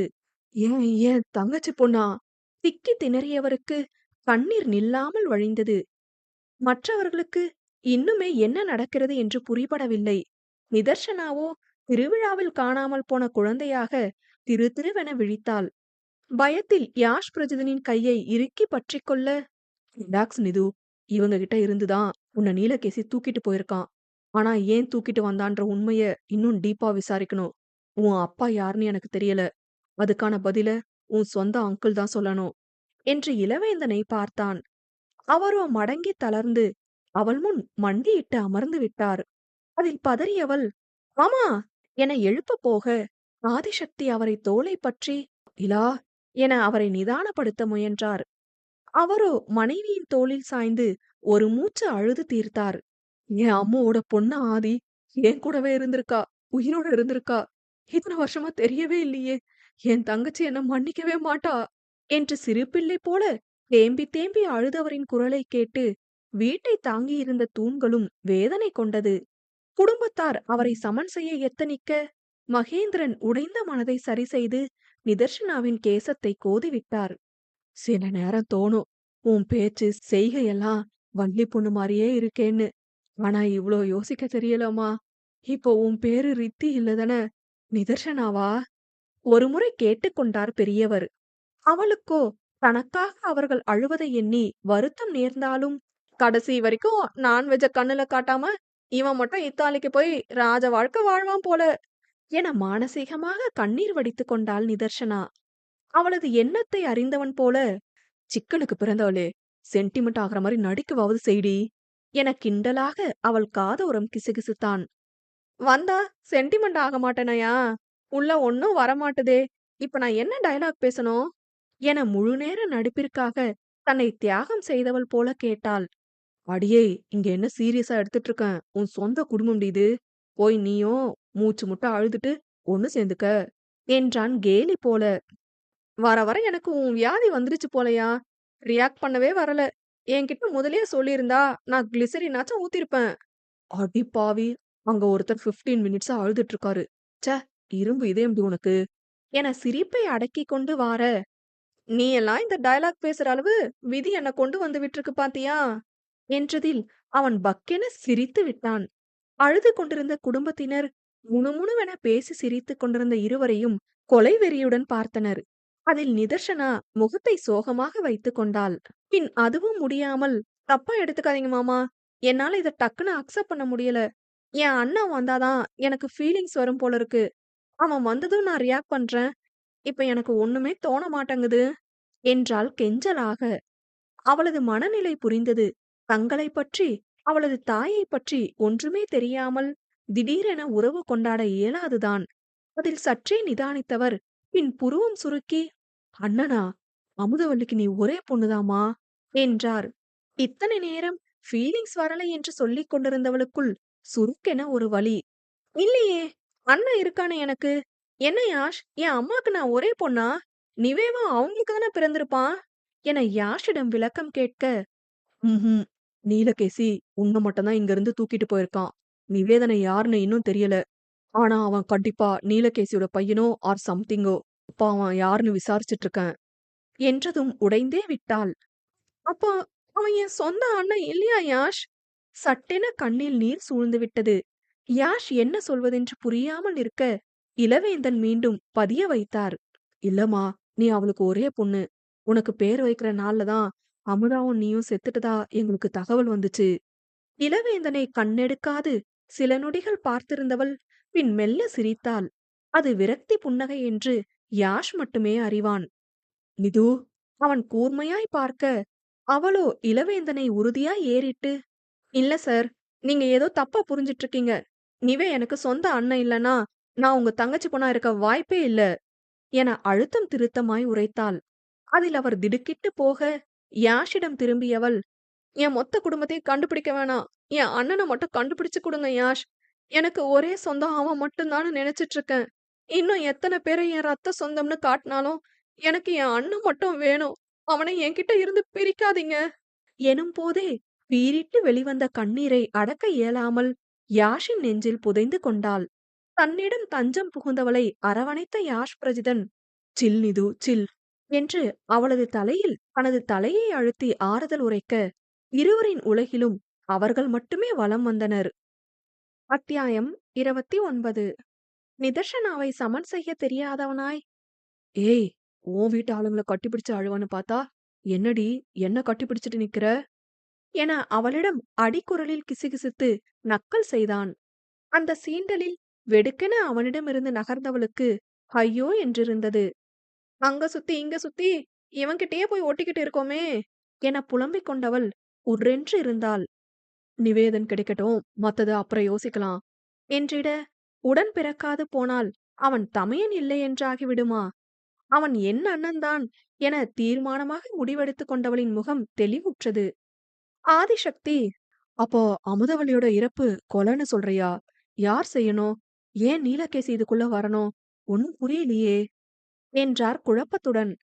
இளவேந்தனோ, "எல்லாம் அவனால வந்ததுதான்" என நரம்பு புடைக்க சீறிட, "யாரு?" என்றான் யாஷ் பிரஜிதன். ஆதிசக்தி கொடுத்த கை அழுத்தத்தில் மௌனம் காத்தவர் முகத்தை அழுந்த துடைத்துக் கொண்டார். அதனை யாஷும் கண்டுவிட்டு இருவரையும் ஏறிட்டான். "எதையும் மறைக்க நினைக்காதீங்க" என அழுத்தமாக கேட்க, மகேந்திரன் நிலைமையை சீர் செய்யும் பொருட்டு, "எது எப்படியோ, செத்து போயிட்டான்னு நினைச்ச என் பேத்தி திரும்ப கிடைச்சது, ரொம்ப சந்தோஷம்பா" என்றார். "உன் அண்ணன் யாருன்னு தெரியல, அவனும் வரட்டுமா? இங்கேயே இருக்கட்டும்" என்ற பெரியவருக்கு பேத்தியை தன்னுடனே வைத்துக் கொள்ள ஆசை எழுந்தது. அவளோ, "நான் விவரம் தெரியாத வயசுல இருந்து வளர்ந்தது எல்லாம் ஒரு ஸ்லம் ஏரியால. உங்க குடும்பத்துல நடிக்கிறதே எனக்கு பெரும்பாடு. இதுல எப்படி தாத்தா குடும்பத்துல ஒருத்தரா என்னால இருக்க முடியும்?" என நிதானமாய் கேள்வி எழுப்ப, "அது எப்படிம்மா? எங்க வளர்ந்தாலும் நீ இந்த வீட்டு ரத்தம் தானே. நான் கவுச்சி எல்லாம் சாப்பிடுவேன். உனக்கு என்ன பிடிக்குதோ சாப்பிடுமா." "ஓஹோ! உங்க ரத்தம் உங்க நாட்டு பொண்ணு. அதனால நான் சேரியில வளர்ந்திருந்தா கூட பரவால்ல. நான்வெஜ் சாப்பிடுற பொண்ணா இருந்தாலும் பரவால்ல. என்ன பேத்தியா ஏத்துக்க துடிக்கிறவங்க, வெளிநாட்டுக்காரனுக்கு பிறந்தவன மட்டும் ரத்தத்துக்கு பதிலா காவா ஓடுதுன்னு இங்கிருந்து ஓட விட்டது எதுக்காம்?" துடுக்காய் வார்த்தைகளை விட்டிருந்தாள் அவள். மகேந்திரன் அதிர்ந்தே விட்டார். நெஞ்சம் நடுங்கிப் போனது. "தப்புதாம்மா, இப்ப புரியுது." தலையை குனிந்து அவர் தவறை ஒப்புக்கொள்ள, "புரிஞ்சா சரி. ஆனா அதுக்காக என்னால இங்க இருக்க முடியாது." தீர்மானமாக யாஷ் பிரஜிதன் நிதர்ஷனாவையே சுவாரஸ்யமாக பார்த்திருந்தான். தற்போதைய நிலையிலும் தன்னை பற்றிய சிந்தித்து அவர்களிடம் செய்யும் வாக்குவாதங்கள் அவனுக்கு புன்னகையை தந்தது. நிதர்ஷனா யாஷிடம் திரும்பி, "உங்க வேலை முடிஞ்சதுதான? இனி இங்க இருந்து நான் நடிக்க தேவையில்லல்ல? என்ன ஊருக்கு அனுப்பி விடுங்க" என்றாள் வீம்பாக. இளவேந்தனோ, "இத்தனை வருஷம் கழிச்சு எனக்கு கிடைச்சிருக்கிற உறவு நீ. இப்ப பாதியில போறேன்னு சொல்றியே நிதர்ஷனா. யாஷ் விஷயத்துல இங்க எல்லாரோட முடிவும் தப்புதான். அதே தப்ப உன் விஷயத்துல என்னையும் எடுக்க சொல்றது நியாயமா?" அவளிடம் கண்ணில் நீர்மின்ன மன்றாடினார். யாஷ் விஷயத்திலும் கூட அவனுக்காக பரிந்துரைத்தது அவர் மட்டுமென இளையவர்களும் அறியவில்லை. அவரது கண்ணீர் நிதர்ஷனாவிற்கு வருத்தத்தை கொடுத்ததுதான். ஆகினும் இங்கிருக்க மனம் வரவில்லை. "என் அப்பா அம்மா யாருன்னு எனக்கு தெரியாது. சின்ன வயசுல இருந்து யாராவது இந்த கேள்விய கேட்டு கேலி பண்ணுனா ரொம்ப கோபம் வரும். ஆனா இனிமே கோபப்பட தேவையில்லல்ல மாமா. மத்தவங்க கிட்ட விளக்க வேண்டியதில்ல. ஆனா என்னை யாரும் குப்பையில இருந்து எடுக்கல. எனக்குன்னு சொந்த பந்தம் இருக்குன்னு நினைச்சுக்குவேன். யாஷோட விஷயத்துல தவிர எனக்கு உங்க எல்லாரையுமே பிடிக்கும். ஆனா என்னால அவன விட முடியாது மாமா. புரிஞ்சுக்கோங்க" என்றாள் குரல் நடுங்க. "நீ அவன விட வேணாம். அவனும் வரட்டும். இங்கேயே இருக்கட்டுமே." ஆதிசக்தி கூற அவளிடம் பதில் இல்லை. யாஷ் தான் சற்றே சிந்திக்கும் பாவனையுடன், "நிவேதன் கிடைக்கிற வர இங்க இரு கடங்காரி. இதான் உனக்கு சேஃப். அவன் கிடைச்சதும் நீ அவன் கூட போறதுனா போ. உன் விருப்பம்தான்" என்றதும் அதற்காகவாவது சம்மதிப்பாளா என்றே அவளை பார்த்தது மொத்த குடும்பமும். கன்னம் வழியே வழிந்த கண்ணீருடன், "நீவே என்ன தேடி அங்க வீட்டுக்கு போனா சரி. அவன் வர வர இங்க இருந்தேன்னா, அவன் வந்தப்புறம் இதான் என் குடும்பம்னு அவனுக்கு தெரிஞ்சிடுமே. அப்படி தெரிஞ்சுட்டா, என்ன இந்த குடும்பத்துல இருந்து பிரிச்சு கூட்டிட்டு போயிடுவான்னா நினைக்கிறீங்க? என்ன இங்கேயே விட்டுட்டு போயிடுவான் யாஷ். எனக்கு கிடைக்காத குடும்பம் உனக்கு கிடைச்சிருக்குன்னு என்ன கண்டிப்பா இங்க விட்டுட்டு போயிடுவான்" எனும்போதே பேசக்கூட இயலாதவாறு வார்த்தைகள் கதற தரையில் அமர்ந்து தேம்பி அழுதாள். தமையன் மீதான அவளது புரிதலும், தங்கை மீதான இதுவரை முன்பின் பார்த்திராதவனின் பேரன்பும் இதயத்தின் ஆழம் வரை தீண்டியது யாஷ்பிரஜிதனுக்கு. இதுவரை அவன் கேட்டிராத, உணர்ந்திடாத இந்த அன்பிற்காக நிச்சயம் நிவேதனை உடனடியாக கண்டறிய வேண்டுமென தீர்மானம் எடுத்துக்கொண்டான். எத்தனை முட்டி மோதியும் அவனைப் பற்றிய எந்த தகவலும் கிடைக்காமல் போனதுதான் விந்தை அவனுக்கு. ஒருவேளை அவனாக இவளை விட்டு சென்றிருந்தால், அவன் இறந்து போயிருந்தால் கூட பரவாயில்லை. இந்த பைத்தியக்கார பெண் வைத்திருக்கும் அன்பை உதாசீனம் செய்யாதவனாக இருந்தால் போதுமென்ற எண்ணமே நிறைந்திருந்தது. தமையன் பொய்த்துப் போனால் அவளுக்கு வலிக்குமே, அதே வலி அவனுக்கும் தானே கடத்தப்படும். அவனென்ன அவள் அருகில் இருந்தா பார்க்கப் போகிறான்? பிறகெதற்கு இந்த துடிப்பு என உணர்ந்திடாதவன் அவளை முட்டியிட்டு எழுப்பினான். சரி, நீ ஊருக்கே போ. இங்க இருக்க வேணாம். போதுமா? டோன்ட் கிரை.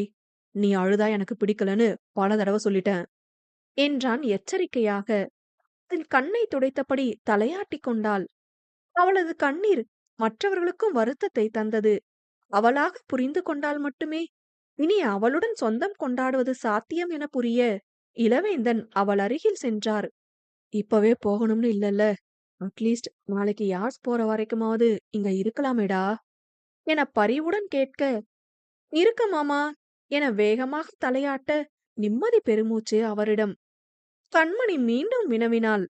உண்மையாவே இவங்க எனக்கு அண்ணி இல்லையாண்ணா? இல்ல. சட்டையாக தோல் குலுக்கிக் கொண்டவனை முறைத்து வைத்தாள். இப்போ ஊட்டி விட்டதுன்னு சொன்னதெல்லாம் பொய்யா என அவள் சிலுப்பிக் கொள்ள, அதெல்லாம் உண்மைதான். அதற்கும் எளிதாக தலையசைத்தவனைக் கண்டு மயக்கமே வந்தது கண்மணிக்கு. சிந்தாமணியோ, எப்படியா இருந்தாலும் அவங்க உனக்கு அண்ணி முறைதான், எனக்கு அக்கா முறைதான் கண்மணி. ம்ஹும்.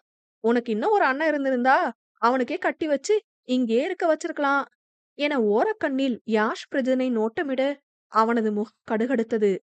நீ புரோக்கர் வேலை ஒன்னும் பார்க்க தேவையில்ல என பொரிந்தான். ஏன் ஏன் சொந்த மாமா மகனை கட்டி வைக்கிறதுல என்ன தப்பு இருக்கு? உங்களுக்கு தான் ஆள் இருக்குன்னு சொல்லிட்டீங்க என குமரியவள் ஆதிசக்தியிடம், நீ இன்னொரு பையனை பெத்திருக்கலாம் என்று வாரினாள். அவரும் யாஷ் பிரஜிதனின் முகத்தையே ஆராய, அவனோ தனது பச்சை மஞ்சள் விழி கொண்டு தாயை நோக்கி தீப்பார்வை வீசினான். யாஷ் பிரஜிதன் தனக்கு ஒரு வகையில் முறைப்பையன் என அறிந்ததும் நெஞ்சில் பல இடிகள் முழக்கம் கொண்டது நிதர்சனாவிற்கு.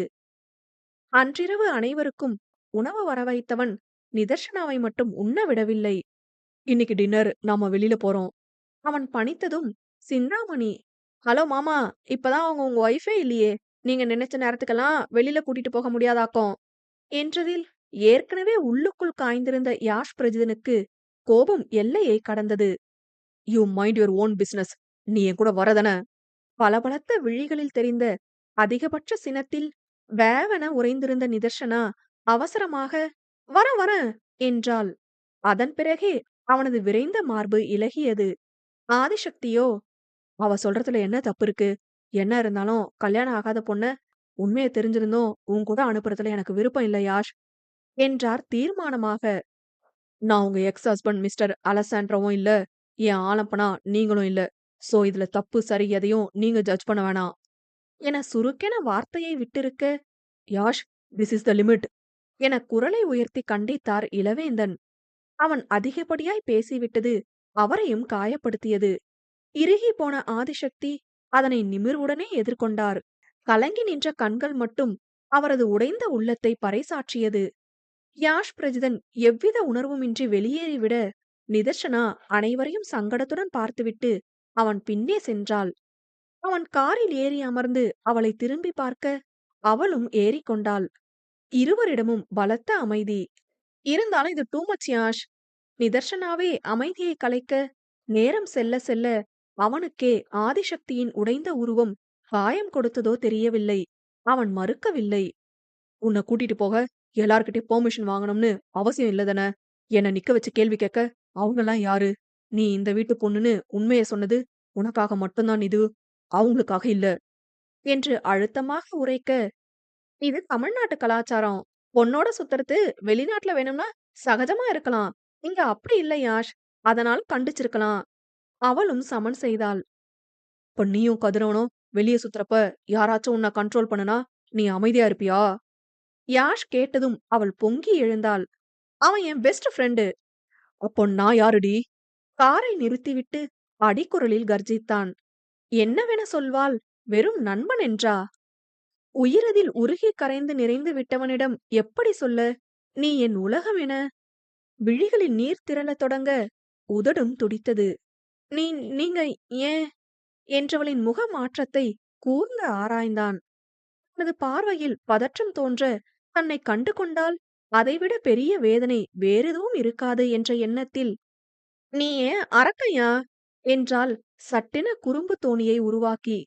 அதில் இலகுவாக சிரித்தவன், யூ ஆர் மை பிலவ்ட் ஆலம்பனாடி என கன்னம் கிள்ளிவிட்டு, this is the last right Nithu, love you and I am going to miss you என தோளோடு அணைத்து விடுவித்தவன் இயல்பு மாறாமல் காரை கிளப்ப, தனது இயல்பு மொத்தத்தையும் அவனிடமே தொலைத்து நின்றவள் அவள் மட்டுமே. அத்தியாயம் 30. அதிநவீன உணவகத்திற்கு நிதர்ஷனாவை அழைத்து சென்ற யாஷ் பிரஜிதன் அவளுக்கு பிடித்த அசைவ உணவு வகைகளை ஆர்டர் செய்து அவள் முன்னே கடை பரப்பினான். என்ன இவ்ளோ இருக்கு? இதை எப்படி சாப்பிடுறது? நிதர்ஷனா முறைத்தபடி கேட்க, உனக்கு என்ன பிடிக்குதோ சாப்பிடு என்றான் தாடையை தடவி அவளை பார்த்தபடியே. கடைசியா பலி கொடுக்க போற ஆட்டுக்கு இப்படிதான் தலைய தடவி கொடுத்து வயிறு முட்டை சாப்பாடு கொடுப்பாங்க. எனக்கு மைண்ட் அங்கேயே போகுது யாஷ் என பரிதாபமாக உரைக்க, அவனது நிறத்திற்கு ஏற்ப போட்டி போட்டு மின்னும் பற்கள் ஒளிர புன்னகைத்தான். ஓவர் டோஸ்ல யோசிக்காதடி. நான் இங்க இருந்தாலும் அங்க போனாலும் உன்னோட சேஃப்டிக்கு எல்லாமே செஞ்சிருப்பேன் என தீர்மானமாக உரைக்க, அது இனித்தாலும் என்னவோ சொல்ற என சலித்தபடியே உணவை உண்டாள். நெஞ்சம் நிறைய அவனை பிரியும் வேதனை பரவி இருக்கும்போது பிடித்த உணவை எவ்வாறு விழுங்க இயலும்? ஆகினும் சமாளித்து வலுக்கட்டாயமாக குறித்தவள், என்னால சாப்பிட முடியல, இவ்ளோ வாங்கி வேஸ்ட் பண்ணிட்டீங்களே என உணவு வீணாவதில் வருத்தம் கொண்டாள். ஏன் சாப்பிடவே இல்ல என யாஷ் புருவம் சுருக்கி கேட்க, அது தலை வலிக்குது என்றாள் அவனை பாராமல். அதுக்குதான் அழாதன்னு சொல்றது, தலைவலின்னு கொண்டு வந்து விட்டுடும் என திட்டியபடியே அவளை அழைத்து கொண்டு வீடு நோக்கி சென்றவன் மறக்காமல் தலைவலி மாத்திரையையும் வாங்கிக் கொண்டான். இத போட்டுக்கோ என மாத்திரையை கொடுக்க மறுக்காமல் போட்டுக்கொண்டாள். இளவேந்தன் வீட்டு வாசலிலேயே நிற்க அவரை பார்த்தும் பார்க்காத வண்ணம் தனது வீட்டு வாசலில் காரை நிறுத்தினான் யாஷ். ஓரளவு அவனை கணித்து வைத்திருந்தவர் அவனை முறைத்தபடியே நடந்து அந்த வீட்டிற்கு செல்ல, என்ன மாமா இன்னும் தூங்கலையா என கேட்டாள் நிதர்ஷனா. தூங்குற மாதிரியா நிலைமை இருக்கு? கைக்கு கிடைச்ச உறவை தக்க வச்சுக்க முடியாததே என கொல்லுது நிதர்ஷனா என்றவர் யாஷ்புறம் திரும்பாமல், நீ அங்க வந்து தூங்கு என்றார் அழுத்தமாக. அவளோ சரி என தலையாட்டிவிட்டு பின் யாஷை பார்க்க, அவனோ உள்ள போ என்று பணித்தான் அதிகாரமாக. யாஷ் என தயங்கியவளுக்கும் இளவேந்தனின் எண்ணம் புரிந்தது. திருமணம் ஆகாதவளை தனியே ஒரு ஆடவனுடன் தங்க வைப்பது முறையல்ல என்றே கூறுகிறார். ஆனால் அவன் புரிந்து கொள்ள சாத்தியமில்லையே. உன்னை உள்ள போன்னு சொன்ன. அமைதியாக அதே நேரம் உறுமலுடன் வெளிவந்தது அவன் குரல். அவளுக்கென ஒரு குடும்பமே ஆதரவு தெரிவிக்கும் போது அவனது அதட்டலுக்கு பயப்படும் ரகம் அவளல்ல. ஆதரவு கிடைக்காவிடினும் அவளாக விருப்பப்பட்டே நடிக்க வந்ததால்தான் அவளை இலகுவாக அவனால் சரி செய்ய இயன்றது. அது அவனும் அறிந்த ஒன்றே. இப்போது அவனது அதட்டல்களையும் உத்தரவுகளையும் ஏற்பது அவன் மீதுள்ள பயத்தால் அல்ல, இருவருக்கும் நேர்ந்த அன்பு பிணைப்பால் மட்டுமே. இளவேந்தன் அதட்டி பார்த்தும் கெஞ்சல் தோணியில் கேட்டு பார்த்தும் ஆடவன் அசையவே இல்லை. நாளைக்கு நான் ஃப்ளைட் ஏறுற வர அவ ஏன் கூட மட்டும்தான் இருப்பா. உங்களுக்கு வேணும்னா அவகிட்ட இங்க இருக்க எக்ஸ்ட்ரா டைம் கேட்டுக்கோங்க. அது உங்க திறமை என்று எகத்தாளமாக கூறிவிட்டு சென்றவனை முறைக்க மட்டுமே முடிந்தது அவரால். ஏற்கனவே வீட்டினுள் சென்றிருந்த நிதர்ஷனாவிற்கு இவனோட பெரிய ரோதனை என்று தலையில் அடித்துக் கொள்ளவே தோன்றியது. அவனோ உள்ளே வந்ததும், கீழே பேக் சைட் கார்டன்ல வாக்கிங் போலாமாடி என கேட்க, என்ன ஒரு அதிசயம் என்றே இருந்தது. போலாமே என்றவள் உடையை மாற்றிக்கொண்டு வர, அவனோ எப்போதும் குளித்துவிட்டே நகர்பவன் இன்னும் உடையை மாற்றாது அவளுக்காக காத்திருந்தான். என்னாச்சு, நீ குளிக்கல கொஞ்சம் ஹாப்பினஸ் ஓவர்லோட். சோ என இழுத்தான். சோ என புருவம் நெறித்து அவள் கேட்க, ட்ரிங்க் பண்ண போறேன் என்றவன் வெகு நாளாய் அறையில் இருந்த ஃப்ரிட்ஜில் வீற்றிருந்த ஒயின் பாட்டிலை எடுத்தான். கூடவே 2 கிளாஸ்களும். ஒரு கிளாஸில் தனக்கு நிரப்பியவன், உனக்கு கோல்டு ஓகே தான என கேட்க, இதயமே வெடித்து விட்டது. என்ன பார்த்தா ராவா சரக்கடிச்சிட்டு இருக்கிற மாதிரி இருக்கா? சரார் போல விழிகளை தெறிக்கவிட்டு அவனிடம் சண்டைக்கு சென்றாள். நீ ட்ரிங்க் பண்ணதில்ல? அவன் கேட்ட கேள்வியில் கடுப்பானாள். யோ, இவ்ளோ நாளா நல்ல புள்ளையா தானே இருந்த. இப்ப என்ன புதுசா? புதுசாவா? நான் தினமும் ஒயின் ட்ரிங்க் பண்ணுவேன்டி. It's good for skin, you know என்றதும் வாயில் கை வைத்தாள். அட படுபாவி! ஒரு குடிகாரனோடவா இவ்ளோ நாளா நான் குடுத்தன நடத்துனேன் என மார்பில் அடித்துக் கொண்டதில், உனக்கு வேணுமா வேணாமா இப்போ? நான் ட்ரிங்க் பண்ண போறேன் என்றான் அவன் காரியத்தில் குறியாக. இதோ பாருயா, இந்த சந்தோஷமா இருந்தா சரக்கடிக்கிற வேலையெல்லாம் உன் நாட்டுல போய் வச்சுக்க. இங்க அதுவும் ஏன் முன்னாடி வேணாம். அப்படி நீ குடிக்க போறனா, நான் என் மாமா வீட்ல போய் இருந்துக்கிறேன் என படம் காட்டினாள். ஊ மாமா, ம் மிரட்டுறியா? தண்ணி அடிச்சா ஸ்கின்னுக்கு நல்லதுன்னு யார் சொன்னா? சரி, அப்படியே உன் பளபள ஸ்கின் ஒன்னும் இத குடிக்கலனா கருத்துடாது. நான் குடிச்சாலும் ஒரு நியாயம் இருக்கு என புலம்பிக் கொண்டாள். At least beer. அவன் அடமாக நிற்க, எதனா குடிக்கணும் போல இருந்தா நீர்மோர் வேணா தரேன். பீரெல்லாம் கனவு கூட காணாத என நொடிந்து கொண்டதில் மீண்டும் வைன் பாட்டிலை இருந்த இடத்திலேயே வைத்தான். ஓவரா பண்றடி என்ற முணுமுணுப்பு வேறு. இப்ப வா, தோட்டத்துக்கு போலாம் என அவள் அழைக்க, போடி, ட்ரிங்க் பண்ணி ஃபன் பண்ணலாம்னு தான் கூப்பிட்டேன், தேவல்ல என அவனும் அவளைப் போலவே கழுத்தை வெட்டிக் கொண்டதில் சிரிப்பு மலர்ந்தது அவளுக்கு. ஸ்ட்ராங்கா காஃபி போட்டு தரேன், அத குடிச்சிட்டு ஃபன் பண்ணலாமா அரக்கா என கண் சிமிட்டி கேட்க, அவன் இதழ்களிலும் மென்முறுவல். யோசிக்கும் பாவனையுடன் ஓகே என்றதில் இருவருக்கும் காஃபி தயாரித்து பின் தோட்டத்திற்கு சென்றனர்.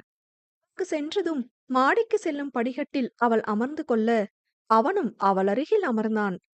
கைகள் மட்டும் உரசிக் கொண்டது. அவளுக்குள் பெரும் போர்க்களமே நடைபெற, அவனோ முழு நிலவை ரசித்துக் கொண்டிருந்தான். இத்தாலில ஹை ஹில் ஒண்ணு இருக்கு நிது. ஃபுல் மூன் டைம்ல அங்க பைக் ரைட் போறது செமையா இருக்கும். நான் அங்க போயிட்டு உனக்கு விசா எல்லாம் அனுப்புறேன். நீ வா, உன்னை கூட்டிட்டு போறேன் என திட்டமிட அவள் முறைத்து வைத்தாள். உன் ஆளோட போக வேண்டிய இடத்துக்கு என்ன கூட்டிட்டு போய் அங்க போனதும் மேரேஜ் நடக்குமோ? உள்ளுக்குள் துடிக்கும் இதயம் அவனுக்கும் கேட்டிடுமோ என்ற பயத்தில் தவிப்பை அடக்கியபடி கேட்டாள். ம். ஃபர்ஸ்ட் மறுபடியும் ரிசர்ச் டெஸ்டிங் நடக்கும். அது ஓகே ஆனதும் ஸ்பேஸ்க்கு அனுப்புற வேலை ஸ்டார்ட் ஆகும்போது நான் சேர்மன் போஸ்ட் எடுத்துடுவேன். ஆப்வியஸ்லி அன்னைக்கு ஈவினிங் எனக்கும் ரித்திக்கும் சர்ச்ல வெட்டிங். ஆ, நாளைக்கு மார்னிங் என் கூட சர்ச்சுக்கு வரியா என கேட்க, அவன் சொல்வதையெல்லாம் கேட்டுக்கொண்டவள், சாயங்காலமா மேரேஜ் நடக்கும் என கேட்க, ம் இட் ஹேப்பன்ஸ் என்றான். சர்ச்சுக்கு போக போறீங்களா நாளைக்கு? அவள் கேட்டதும், ம் எவ்ரி சண்டே சர்ச்சுக்கு போறது பழக்கம்தான். இந்தியா வந்ததுல இருந்து போறதில்ல. நாளைக்கு உன் கூட போயிட்டு வரணும்னு ஒரு டிசையர் என்றவனின் விழிகளில் ஓர் ஆர்வம் மின்னியது. அதுக்கென்ன, எனக்கு எல்லா சாமியும் ஒண்ணுதான் என்று கிராஸ் போட்டுக் கொண்டதில் அவன் சிரித்தான். இன்னைக்கு செம ஜாலி மூட் போலயே. அவனது சிரிப்பை ரசித்தவாறு அவள் கேட்க, ம் என்னோட ட்ரீம் நடந்திருக்கே. அவனிடம் ஆசுவாச பரவசம். ம் சேர்மன் போஸ்டும் கிடைக்கப் போகுது. வாழ்த்துக்கள் சேர்மேன் என்றாள் மெல்லிய நகையுடன். தேங்க்யூ ஆலம்பனா. டேட் எப்போன்னு உனக்கு அங்க போயிட்டு இன்ஃபார்ம் பண்றேன். Your wish is important to me என்று கண்டிப்புடன் கூற, ம் என புன்னகையை பெரிதாக்க முயன்றாள். அண்ட் ஆகில்யன் கிட்ட சொல்லிருக்கேன். நீ வேதன் பத்தின எந்த தகவல் கிடைச்சாலும் உனக்கு வந்துடும். அண்ட் காசி ப்ராப்ளம் மட்டும் இல்ல. எல்லா டெபிட்ஸும் கிளியர் பண்ணியாச்சு. அண்ட் ஆல்சோ சென்னையில எனக்கு ஒரு பிரான்ச் இருக்கு. அத ஆகில் தான் பாத்துக்கிறான். அங்க உனக்கு வேலைக்கும் சொல்லிருக்கேன். ஒரு ஃபார்மாலிட்டிக்கு இன்டர்வியூ அட்டெண்ட் பண்ணிடு. மீதிய ஆகில் பாத்துப்பான் என்றதும் அவள் முகம் மாறினாள். நான் இங்கிருந்து நடிச்சதுக்கு சம்பளமா என் அண்ணனை கண்டுபிடிச்சு கொடுங்க போதும். என்னோட கடனுக்கு நீங்க எவ்ளோ குடுத்தீங்களோ அத நான் வேலைக்கு போய் அடைச்சிடுவேன். வேலை நான் தேடிக்கிறேன் என்றவளுக்கு திடீரென முளைத்தது ஒரு சுயமரியாதை. அவளை அமைதியாக ஏறிட்டவன், ஓ, டெபிட்ஸ திருப்பி தர அளவு வளர்ந்துட்டீங்களோ என பார்வையால் சுட, அவ்ளோ வளரலதான், ஆனா கொஞ்சம் கொஞ்சமா கொடுத்துடுவேன் என்றாள் தீர்மானமாக. எப்படி மேடம்? நக்கல் தோணிய அவனிடம் அது அவளது தன்மானத்தை சீண்டியது போலும். எப்படியோ வேலை கிடைச்சிருச்சுனா, அப்படி இல்லனா உங்கள மாரி ஒருத்தன் நடிக்க கூப்பிடாமயா போயிடுவான்? என்னவோ அவனை காயப்படுத்த முயன்று அவளை அவளே காயப்படுத்திக் கொண்டாள். அவனிடமிருந்து நிதானமாக வெளிவந்த வெப்ப மூச்சின் அளவிலேயே அவனது கோபம் புரிந்தது. அவனது கண்கள் நிலவின் வெளிச்சத்தில் நெருப்பாய் ஜொலிக்க உள்ளூர குளிரெடுத்தது அவளுக்கு. இப்ப எதுக்கு நீ கண்ல ஃபயர் விட்டுட்டு இருக்க? உர்ரென நிதர்ஷனா கேட்டதும், லுக் அட் மீ டி. உன்னை வாட்ச் பண்ணிட்டே தான் இருப்பேன். உன்னோட சேஃப்டிக்கு எப்பவும் நான் பொறுப்பு. நிவேதன் கிடைக்கிற வரை நான் சொல்றத நீ செய் என்றான் அதிகாரமாக. அதில் அமைதியாகி விட்டவளை ஆழ்ந்து பார்த்தவன், என்ன மிஸ் பண்ணுவியா ஆலம்பனா எனக் கேட்டான் இதுவரை காட்டாத மென்மையுடன். மொத்தமாக உடைய தயாரான கண்களுக்கு எப்படி தடை போட இயலும்? புலம் கட்டி நின்ற விழிகளால் அவனை ஏறிட்டவள், ரொம்ப என்றதும் அவனுக்குள்ளும் சிறு பொறியாய் வலி. நிஜமாவா? ம். நான் போயிட்டா ஃபீல் பண்ணுவியா? ம். Happy D. நான் ஃபீல் பண்றது ஹாப்பியாயா உனக்கு? இளநகை புரிந்தவன், எனக்காக ஃபீல் பண்ண ஒருத்தி இங்க இருக்கான்ற ஹாப்பினஸ்ல இத்தாலிக்கு போவண்டி என்றதும் அவளது விழிகளில் நிறைந்து கன்னம் வழியே வழிந்தது கண்ணீர். அப்படி இல்ல. உன் அம்மா, அவங்க குடும்பமே இப்ப உனக்காக இருக்காங்க தான். நீ தான் அத மறுக்கிற என பேச்சை மாற்றினாள். இந்த டிஎஸ் அளவு கூட கம்பேர் பண்ண முடியாத அத. அசாத்திய அன்பை அதை ஆர்ப்பாட்டமின்றி காட்டி, இன்னுமாக அவளது காதல் மனதை குத்திக் கிளறினான். வெறுப்பை காட்டியிருந்தால் கூட கடந்திருப்பாளே! இத்தகைய அன்பை எவ்வாறு அவள் கடக்க இயலும்? இந்த அன்பை உதாசீனப்படுத்த எண்ணி பேச்சை மாற்றினாள். அவங்க மேல இன்னும் கோபமா உனக்கு? கோபம் எல்லாம் இருக்கான்னு தெரியல. உன் கூட சேர்ந்ததுல இருந்து கோபத்துக்கு மதிப்பே இருக்க மாட்டேங்குதுடி எனச் செல்லமாக அதட்ட, அதில் மென்னகை அவளிடம். உரிமையாக அவளது கண்ணீரை துடைத்து விட்டவன், கோபமும் படல. அவங்கள நான் ஒரு பொருட்டாவும் நினைக்க விரும்பல. இத்தன வருஷம் இருந்த மாரி, நான் உண்டு, என் வேலை உண்டுன்னு அங்க இருக்க போறேன். அவ்ளோதான் என்றான். அது சற்றே வருத்தம் கொடுக்க, வேணாம் யாஷ். அப்பப்போ பேசிக்கோயேன் அவள் கெஞ்சலாக கேட்க, தண்டிக்கிற உரிமை எனக்கு இல்லையா நிது என்றான் புருவம் சுருக்கி. ஆல்ரெடி தண்டிச்சுட்ட. தாத்தாவுக்கு நீ குடுத்த கிஃப்ட் அப்போ அவர் முகத்துல தெரிஞ்ச வேதனை, நம்ம வெறுத்த ஒருத்தன் நமக்கு பழைய நினைவுகளை மீட்டி தன்னோட உயிரானவள கண் முன்னாடி கொண்டு வந்து நிறுத்திட்டான்ற குற்ற உணர்ச்சி, அவர் உன்னை பார்த்தப்ப கலங்கி நின்ன அந்த சொட்டு கண்ணீர் அவரோட உயிர் வலிக்கான எதிரொலி யாஷ்.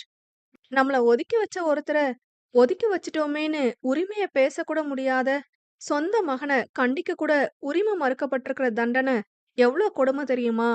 இந்த தண்டனை போதுமே. நீ ஒன்னும் அவங்களோட ஒட்டி உறவாட வேணாம். ஜஸ்ட் அப்பப்போ பேசிக்கோ. கண்மணிக்கு ஒரு ஆதரவு என்றவளின் பேச்சுக்களை ரகசியமாய் ரசித்திருந்தது அவனது விழிகள். அவளது கூற்று புரிந்தாலும் அவளை கேலி செய்யும் பொருட்டு, உன் குடும்பம்னு தெரியவும் சாஃப்ட் கார்னராக்கும் என சிலிப்பிட, இது தெரியறதுக்கு முன்னாடியே நான் உன்கிட்ட சொல்லணும்னு தான் நினைச்சிருந்தேன் என்றாள் அவளும். ஓகே டீல், பட் ஒரு கண்டிஷன் என்றவனை என்னவென நோக்கினாள். ஒரு பாட்டு பாடம் கடங்காரி ரசனை மின்ன அவன் கேட்க, ஏன் பாட்டெல்லாம் கேட்கிற அளவு அரக்கனுக்கு பொறுமை வந்துடுச்சா? நக்கலாக கேட்டாள். நீ ஆலம்பனா கூட சேர்ந்து பாடுறது எனக்கும் கேக்கும். I like that. சோ இப்ப ஆலம்பனா இல்லாம பாடு. என்னவோ சொல்லுவியே. ஆ, சின்ன குயில் சித்ரா ரைட் என்று சிரிக்க, நீங்க புகழ்ச்சியா பேசுறீங்களா கலாய்க்கிறீங்களா என கேட்டாள் சந்தேகமாக.